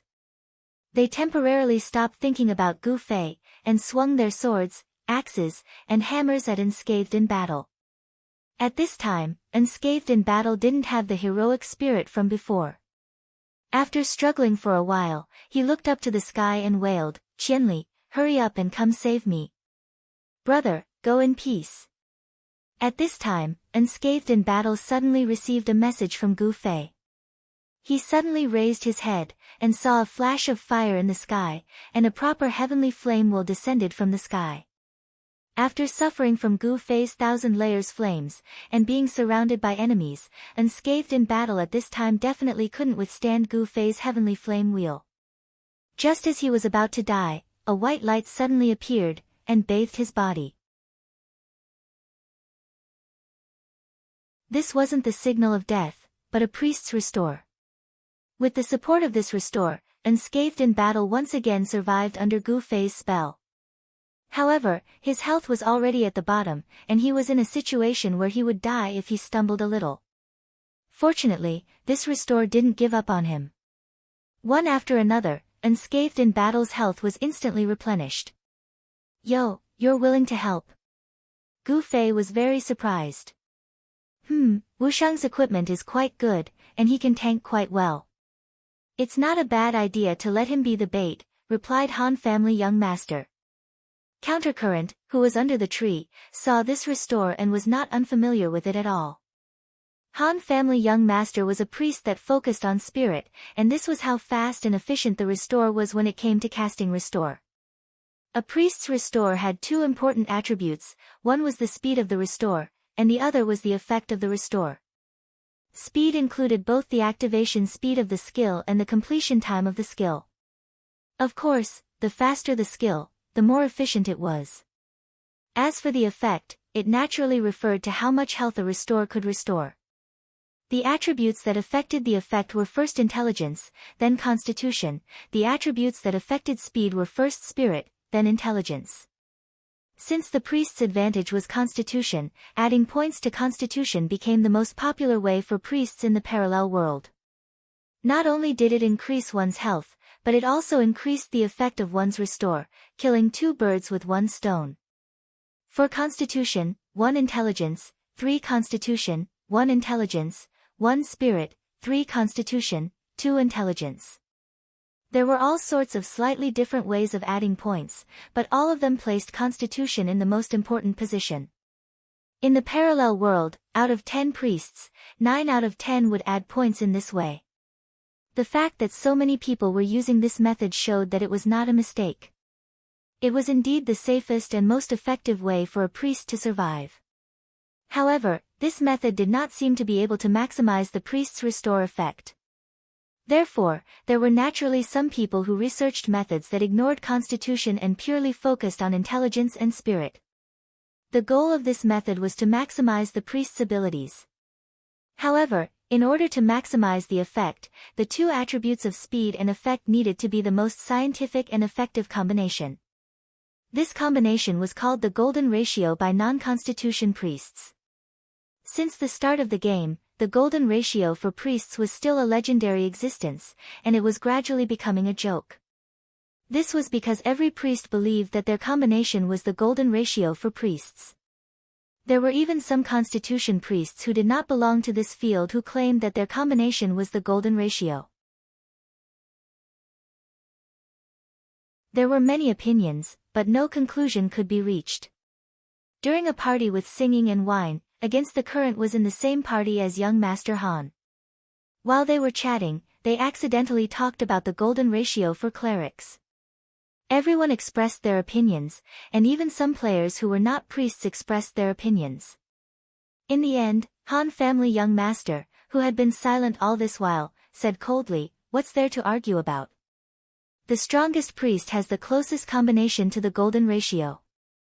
It was this sentence that made Upstream start to pay attention to Han family young master, and he realized that this priest was extraordinarily strong. His skills and awareness were all the best. Upstream had never seen a priest who was better than him in the parallel world. Using Han family young master's theory, he was the priest closest to the golden ratio out of all the priests that Upstream knew. For example, a heal had saved the warrior before the heavenly fire will could descend. Then, a few more heal had restored the warrior's HP back to full. Out of all the priests he knew, only the young master of the Han family could do this. The simplest example was that Waterflower also had a priest with her, and she was an expert in the guild. However, she couldn't do anything about the heavenly fire wheel. Those who were quick to react only thought of healing now. Unscathed in battle, full of HP, was once again full of fighting spirit. He raised his hand and sent the people around him flying. These people had just eaten Gu Fei's heavenly fire wheel. Thieves were basically extinct, and the warriors that survived were all in danger after being rammed by Unscathed in battle. However, Upstream didn't even look over, and only signaled for the priests to hurry up and help.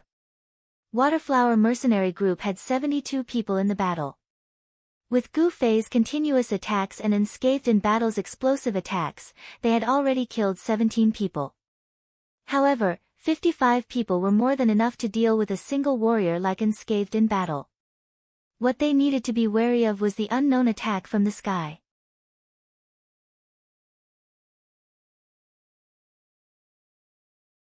Chapter 229. Without the support of a cleric, the warriors quickly regained their footing and began a heated battle with Unscathed in battle. Unscathed in battle had his back against a tree and was surrounded by 5 people, but he was able to hold on for a while. This showed how wise Unscathed in battle had been to invest most of the loot from the fan meeting into clothing. Warriors didn't have the sneak attacks of thieves, nor did they have the combo attacks of grandmasters of combat.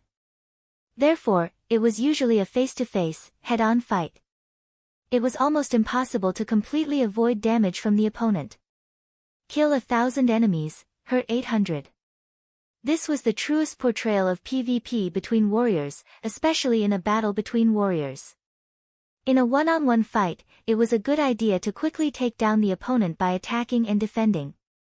However, in a one-versus-many fight, having good defense would allow one to last longer on the battlefield and take down more enemies. At the same time, it would reduce the burden on one's cleric. Unscathed in battle's equipment followed this train of thought. For a moment, he was fighting 1 against 5, but he didn't feel pressured. Under the tree, swords and swords clashed. Countercurrent didn't care about what was happening.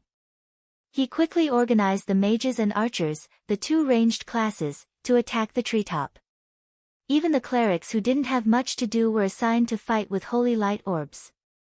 Although the damage of holy light orbs was insignificant, they shone brightly and were much more effective than fireball in illuminating the dark forest. The people on the treetop held their breath, afraid that they would be shot by the people below. Yu Tian Shenming's but was shot by an arrow, but he gritted his teeth and did not move, only fiercely remembering the archer who shot him. Countercurrent and the others weren't shooting blindly. Gu Fei's previous spell allowed Countercurrent to roughly estimate his location. The Han family young master's continuous healing just now made his location even more obvious. At this moment, Countercurrent and the 2 priests were whispering and pointing at each other. Very soon, Countercurrent raised his hand and ordered everyone to throw arrows and fireballs in the direction he indicated. When Gu Fei saw the other party's momentum, he knew that the young master of the Han clan would not be able to hide anymore. Although this wave of attacks had yet to reach his hiding place, if they followed the train of thought of going against the current, they would be able to search the place like a map. Sooner or later, they would knock the Han family young master down from the tree. Gu Fei's position was not far from the Han family young master. He was also on the trajectory of their map, but he was different. He could teleport. Just as his opponent's attack was about to reach him, teleportation's cooldown ended. Gu Fei silently chanted and immediately flew to another safe location. Looking back, the waves of attacks from the opponents were about to reach the location of the Han family young master. Without an extremely fast movement technique like teleportation, if someone were to crawl on a tree to dodge the attacks, they would definitely be discovered by the people below. Simply put, the Han family young master could only wait to be killed. There was nothing he could do. However, he was very calm and did not panic at all. He took out a small bottle of wine and continued to drink. Seeing that the attacks were about to reach him, he threw the bottle down. The bottle was thrown to the place where the battle was raging. Unscathed in battle, and a few warriors were smashing each other's heads, causing them to bleed. The Han family young master's bottle had suddenly arrived, but no one noticed it. With a bang, it landed on a warrior's shoulder and shattered. Ah! That guy's here again. The warriors scattered in all directions as if their butts were on fire, leaving unscathed in battle alone. They all looked up in shock. As the guild leader, Countercurrent felt a little embarrassed. He pointed at a few people and scolded, "How many times have I told you to stay calm when you're in trouble? Did you see what it was? Why are you so flustered?" Actually, they couldn't be blamed. Gu Fei was really too strong, and they were just a little nervous. Countercurrent, who had been looking up at the sky, saw that it was a bottle of wine. He also saw the direction in which the bottle was coming. He had already ordered everyone to attack in that direction. However, he saw the Han family young master suddenly push aside a leaf, poking his head out and smiling. He then jumped fiercely and flew into the crowd. Magic has caught up. At this time, Gu Fei had already received the news. However, the problem was that this tactic had already been seen through by Countercurrent. A few people who wanted to rush up and surround him were quickly stopped by him. "Don't go up. Archers, mages, get ready." The Han family young master fell to the ground with a thud. His body was half squatting, and he grimaced in pain. Falling straight down from a height of 8 meters would definitely hurt him. The archers and mages were already on standby. Seeing that he had landed, they immediately attacked together. However, the young master of the Han family had already calculated this step. He had already observed the positions of the people below the tree. He had chosen his spot carefully before taking the initiative to jump. As soon as he landed on the ground, he rolled to the side without thinking and hid behind a large tree. This position was the blind spot of all the mages and archers who were waiting for Countercurrent. This was the major weakness of ranged classes. All the people who attacked in a straight line missed, but the attacks with tracking arrows and fireballs were able to catch up to the target effectively. Unfortunately, it was useless. After all, the Han family young master was a priest, and one who had reached the legendary golden ratio.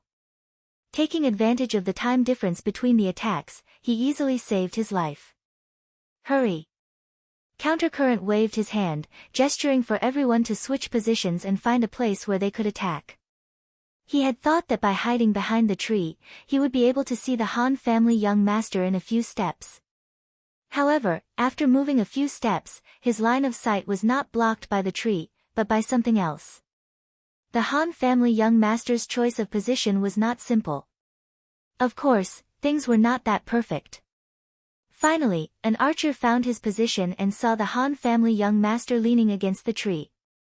He knocked his arrow excitedly. Suddenly, he felt a chill at his waist. He turned around in shock, only to see the sword demon's ever-serious expression as he meticulously took care of him. "There's another one here." Someone discovered the sword demon's existence and hurriedly launched an attack in his direction. However, the sword demon's skills were different from the Han family young masters. He shuttled through the forest very agilely. Those ranged classes always had a straight line of attacks, so they could not do anything to the sword demon for a while. 124,253, 120,251, 117,146. The coordinates kept flashing in the sword demon's private message, but it was the Han family young master's guidance. With the guidance of the Han family young master, who had completely grasped the terrain and was familiar with the coordinates, the sword demon shuttled through the forest. He had already snuck behind the archer or mage 3 times. Including the previous one, he had taken care of a total of 4 people. Countercurrent felt frightened, and hurriedly gathered everyone not to scatter, but to gather first. In the end, this flustered command once again caused him to lose sight of the other. The sword demon's ghost-like movements disrupted Countercurrent's train of thought. Gather? That would make him face a more terrifying enemy. The archer and mage, who had just united with Countercurrent as the center, suddenly felt hot under their feet. Those who reacted quickly had already cried out. Everyone cried and ran in all directions, but it was too late. The 1,000 layers of flame rose from the ground. These people with low HP couldn't withstand this attack, and only some mages with high magic defense survived. But before they could rejoice, the flames above their heads turned, and an overwhelming firewall descended. The mages and archers of the Water Flower mercenary group were scattered by Gu Fei's pincer attack. The situation was a mess, and even Countercurrent was somewhat unable to control it. The Han family young master, who was hiding behind a tree, even showed his head and replenished the HP of Unscathed in battle over there. Unscathed in battle, who had been submissively persevering, suddenly became spirited. It wasn't because of the Han family young master's recovery, but because the cooldown time of the Whirlwind Slash he had used before was finally over. Whirlwind Slash was a powerful skill, but its cooldown time was not short. The Han family young master's recovery made him even more confident, and he didn't care about the attacks of the 5 people. He forcibly squeezed 2 steps forward, and had already used Whirlwind Slash with his 2 swords. Unscathed in battle's defense was high, but his attack was definitely not low either. The 5 people were madly attacked by him, and their hearts were filled with regret. The 5 warriors all thought that they could easily defeat Unscathed in battle with 5 against 1, but they didn't expect it to drag out to this point. If they had known earlier, they wouldn't have needed 5 people to attack together. 2 or 3 of them could have used Whirlwind Slash together, and Unscathed in battle would have long been killed. The only thing to blame was the long cooldown time of Whirlwind Slash, which was why most warriors liked to use it at critical moments. 5 people against 1. In this kind of situation, they couldn't be blamed for being frugal, but now they were the ones who were being counterattacked by Unscathed in battle. Unscathed in battle had been attacked for a long time, and he had accumulated a lot of rage. His 2 swords spun endlessly, and the 5 warriors were at the center of the whirlpool, unable to resist. Soon, they all turned into white light and disappeared. At this time, Yutian Shinming, who was on the tree, wasn't idle either. Brother Yu, who was not far from him, gave him a power blessing, and he began to look for targets to shoot arrows. It was already a mess under the tree. On one hand, they were afraid of Sword Demon's mysterious appearance, and on the other hand, they were afraid of Gu Fei's destructive airdrop spell. For a moment, no one paid attention to Yutian Shinming's sneak attack. Calm down, don't panic. Against the current anxiously waved his staff and yelled. After the chaos just now, the Waterflower mercenary group lost another 25 people, and now there were only 30 left. What's worse was that more than half of the 30 people were priests and knights, and there were only a few who had real combat power left. Gu Fei's spell went on cooldown after a burst, and the sword ghoul hid in a corner after a sneak attack. Wushang took care of the 5 warriors around him, and the phalanx that faced him became the clerics. They had the advantage in numbers, but they were all scared off by him alone. The forest was quiet, and only Yutian Shinming was still busy. He finally found the guy who shot him in the butt. Bastard! Yutian Shinming clenched his teeth. He had not been willing to use his sniper shot all this time just for this moment. The sound of the arrow rang. 29. There were only 29 people left in the Waterflower mercenary group.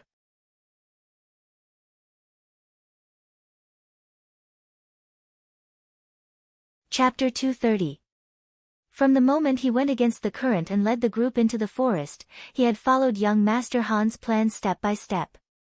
Using one's own people as bait for Gu Fei's AoE spell to kill them? This was only a very small part of the trap. With this method, the first person to fall into the trap might fall for it, but after the first person was killed by Gu Fei's spell, the next person to fall would be the same as Upstream's previous judgment. The melee classes would be stopped, and the ranged classes would be used instead. When he went against the flow and made this judgment, he had truly fallen into the trap. The melee classes didn't dare to get close, and ranged classes were restricted in the forest. No matter how many people the Waterflower mercenary group had, their battle strength had already been weakened to the limit. This was the main point of Han family young master's battle plan. Using one's own people as bait, and Gu Fei would kill them. This entire scene was actually the bait, luring him to go against the current and make the decision that young Master Han was waiting for. Upstream's judgment couldn't be said to be wrong. If this was a normal fight, Waterflower wouldn't have lost even if she had the advantage in numbers. Unfortunately, he wasn't facing an ordinary opponent. He was facing an elite team made up of top experts. Everyone in the group exerted their full strength, causing more splashes to bloom. The people who stirred up the water were at a loss as to what to do. In such a situation, Upstream's emotions were unstable, and he finally made a major mistake in his command, giving Gu Fei an opportunity to take advantage of. 29 people. There were only 29 left, and the majority were priests and paladins. The players in charge of fighting in the Waterflower mercenary group finally had the ultimate configuration of their dreams. Every one of them could now have a professional priest and a professional paladin behind them. This was a treatment that only the top experts in the guild could receive. But at this moment, not a single one of them could smile. There was silence in the forest. Gu Fei, Sword Demon, and Yutian Shinming seemed to have discussed it and suddenly stopped attacking. Han family young master was still hiding behind the tree. Brother Yu was still hiding in the tree. Only Unscathed in Battle was casually standing in front of the 29 people. From the start of the battle, Unscathed in Battle's fall from the tree was exposed to the public. However, he was not the one leading the attack. However, Unscathed in Battle didn't really care. Today's battle was a glorious one for him. More importantly, he had earned a lot of points today, which was very rare. He had always been the one with the lowest points among the 6 members of the mercenary group. Gu Fei, Sword Demon, and Yutian Shinming had points for killing enemies. Han family young master and brother Yu had bonus points for non-combat elements. As for him, the number of enemies he killed in every battle was limited. Sword Demon saw that he always got 1, 2, and 3 points, which was quite pitiful.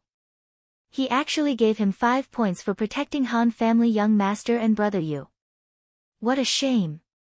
This was simply a shame.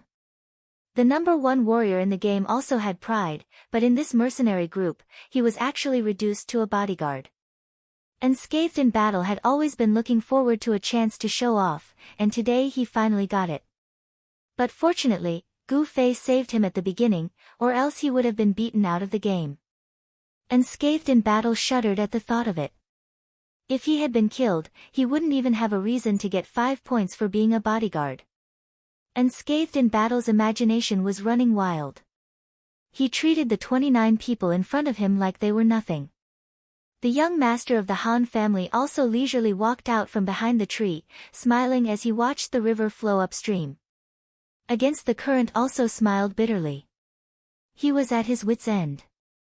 Today's loss wasn't like the guild battle. That loss had a lot of elements to it, and no one was willing to accept it. But this time, it was a complete and utter defeat, so they had to accept it even if they didn't want to. Just as he was about to say a few pleasantries, the air in front of him suddenly rustled, and the branches and leaves suddenly parted to the sides. A figure had already sprung out, drifting toward upstream at lightning speed. But the people at Waterflower saw it clearly, and they all came to a realization. Wow, so it's a steel wire. The person who flew out was, of course, Gu Fei. He was holding a rope in his hand, and it was tied to who knows where on the tree. In short, he was flying over like Tarzan. Everyone saw this, and when they connected it to Gu Fei's ghost-like movements, they immediately felt that they had found a suitable scientific theory. Dual flame flash, flash. Gu Fei didn't just fly, he also used a big move. He was full of mana after eating the fruit, so he didn't move much after using dual flame flash. He just pointed downwards. With this swing, Dual Flame Flash turned into a flaming dragon, flying over the heads of the Waterflower mercenaries who were still marveling at his steel wire technique. Those who were unlucky enough to be standing in Gu Fei's path were killed one by one. 25. Waterflower mercenaries lost 4 people in one go. However, Gu Fei was not the real Tarzan. Even when he practiced martial arts, he did not practice the ability of a monkey flying around on a tree. When Gu Fei returned to the highest point, he found that there was no place for him to land. As a result, Gu Fei could only follow the law of conservation of energy, turning potential energy back into kinetic energy and flying back. This infuriated the people at Waterflower mercenaries. This was because all the martial arts, science fiction, and even the animal world that he usually came into contact with would use such a flying posture. After a swing, he would definitely land on another tree in a very natural and unrestrained manner. No one expected Gu Fei to be so unscrupulous. After flying out, he couldn't find a place to land, and then flew back without any backbone. If he kept going back and forth like this, wouldn't it be like playing on a swing? Swings were the main prop used in romantic dramas to send flirtatious messages. Everyone was currently acting out a hot-blooded fight scene, so this was obviously very out of place. Gu Fei also felt that he couldn't keep swinging like this, and made a prompt decision. As he swung back, he drew his sword and chanted, "Teleport, move."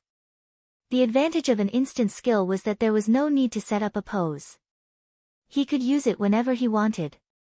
As soon as Gu Fei finished chanting, he disappeared from the end of the rope. The people at Waterflower mercenaries were still looking up at Gu Fei, but when they saw that he had disappeared, they all looked up at the trees, wondering if he had flown up again and would pull a rope down when they weren't paying attention. Suddenly, a scream came from behind them. Everyone turned around and saw Gu Fei swinging his sword behind them.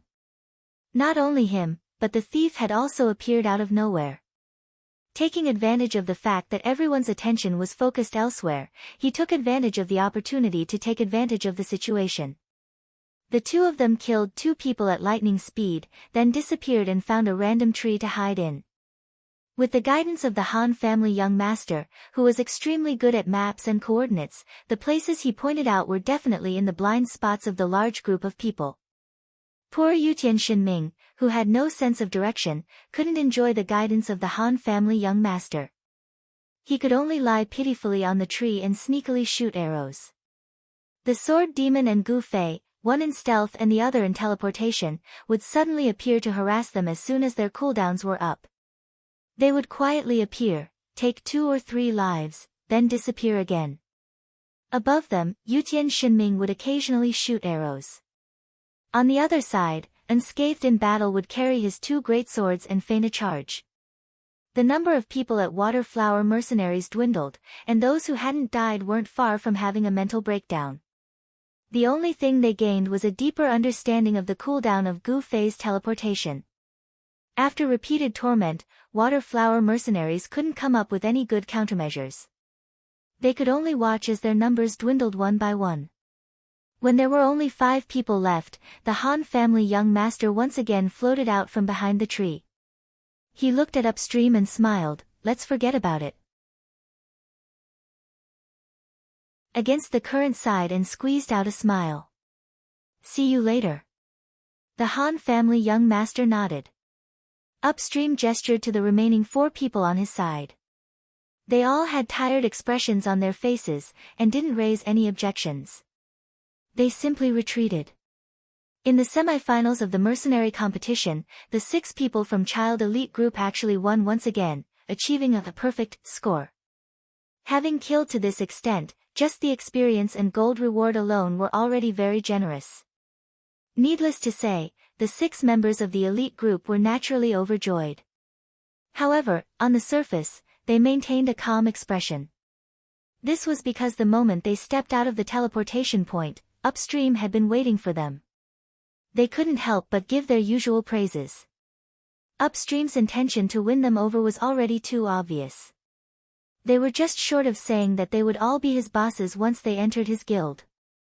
But at times like this, the pretentiousness of these experts became even more prominent. Yutian's spirit pretended to be aloof and disdainful. Unscathed in battle pretended to be low-key, so humble that it made people feel disgusted. Brother, you felt a little lonely. He knew that in terms of strength, he still didn't have such a high level. They were so enthusiastic towards him mainly because of the others. Sword Demon's reply was more serious. Let's not think about this for now. The Han family young master didn't say a word.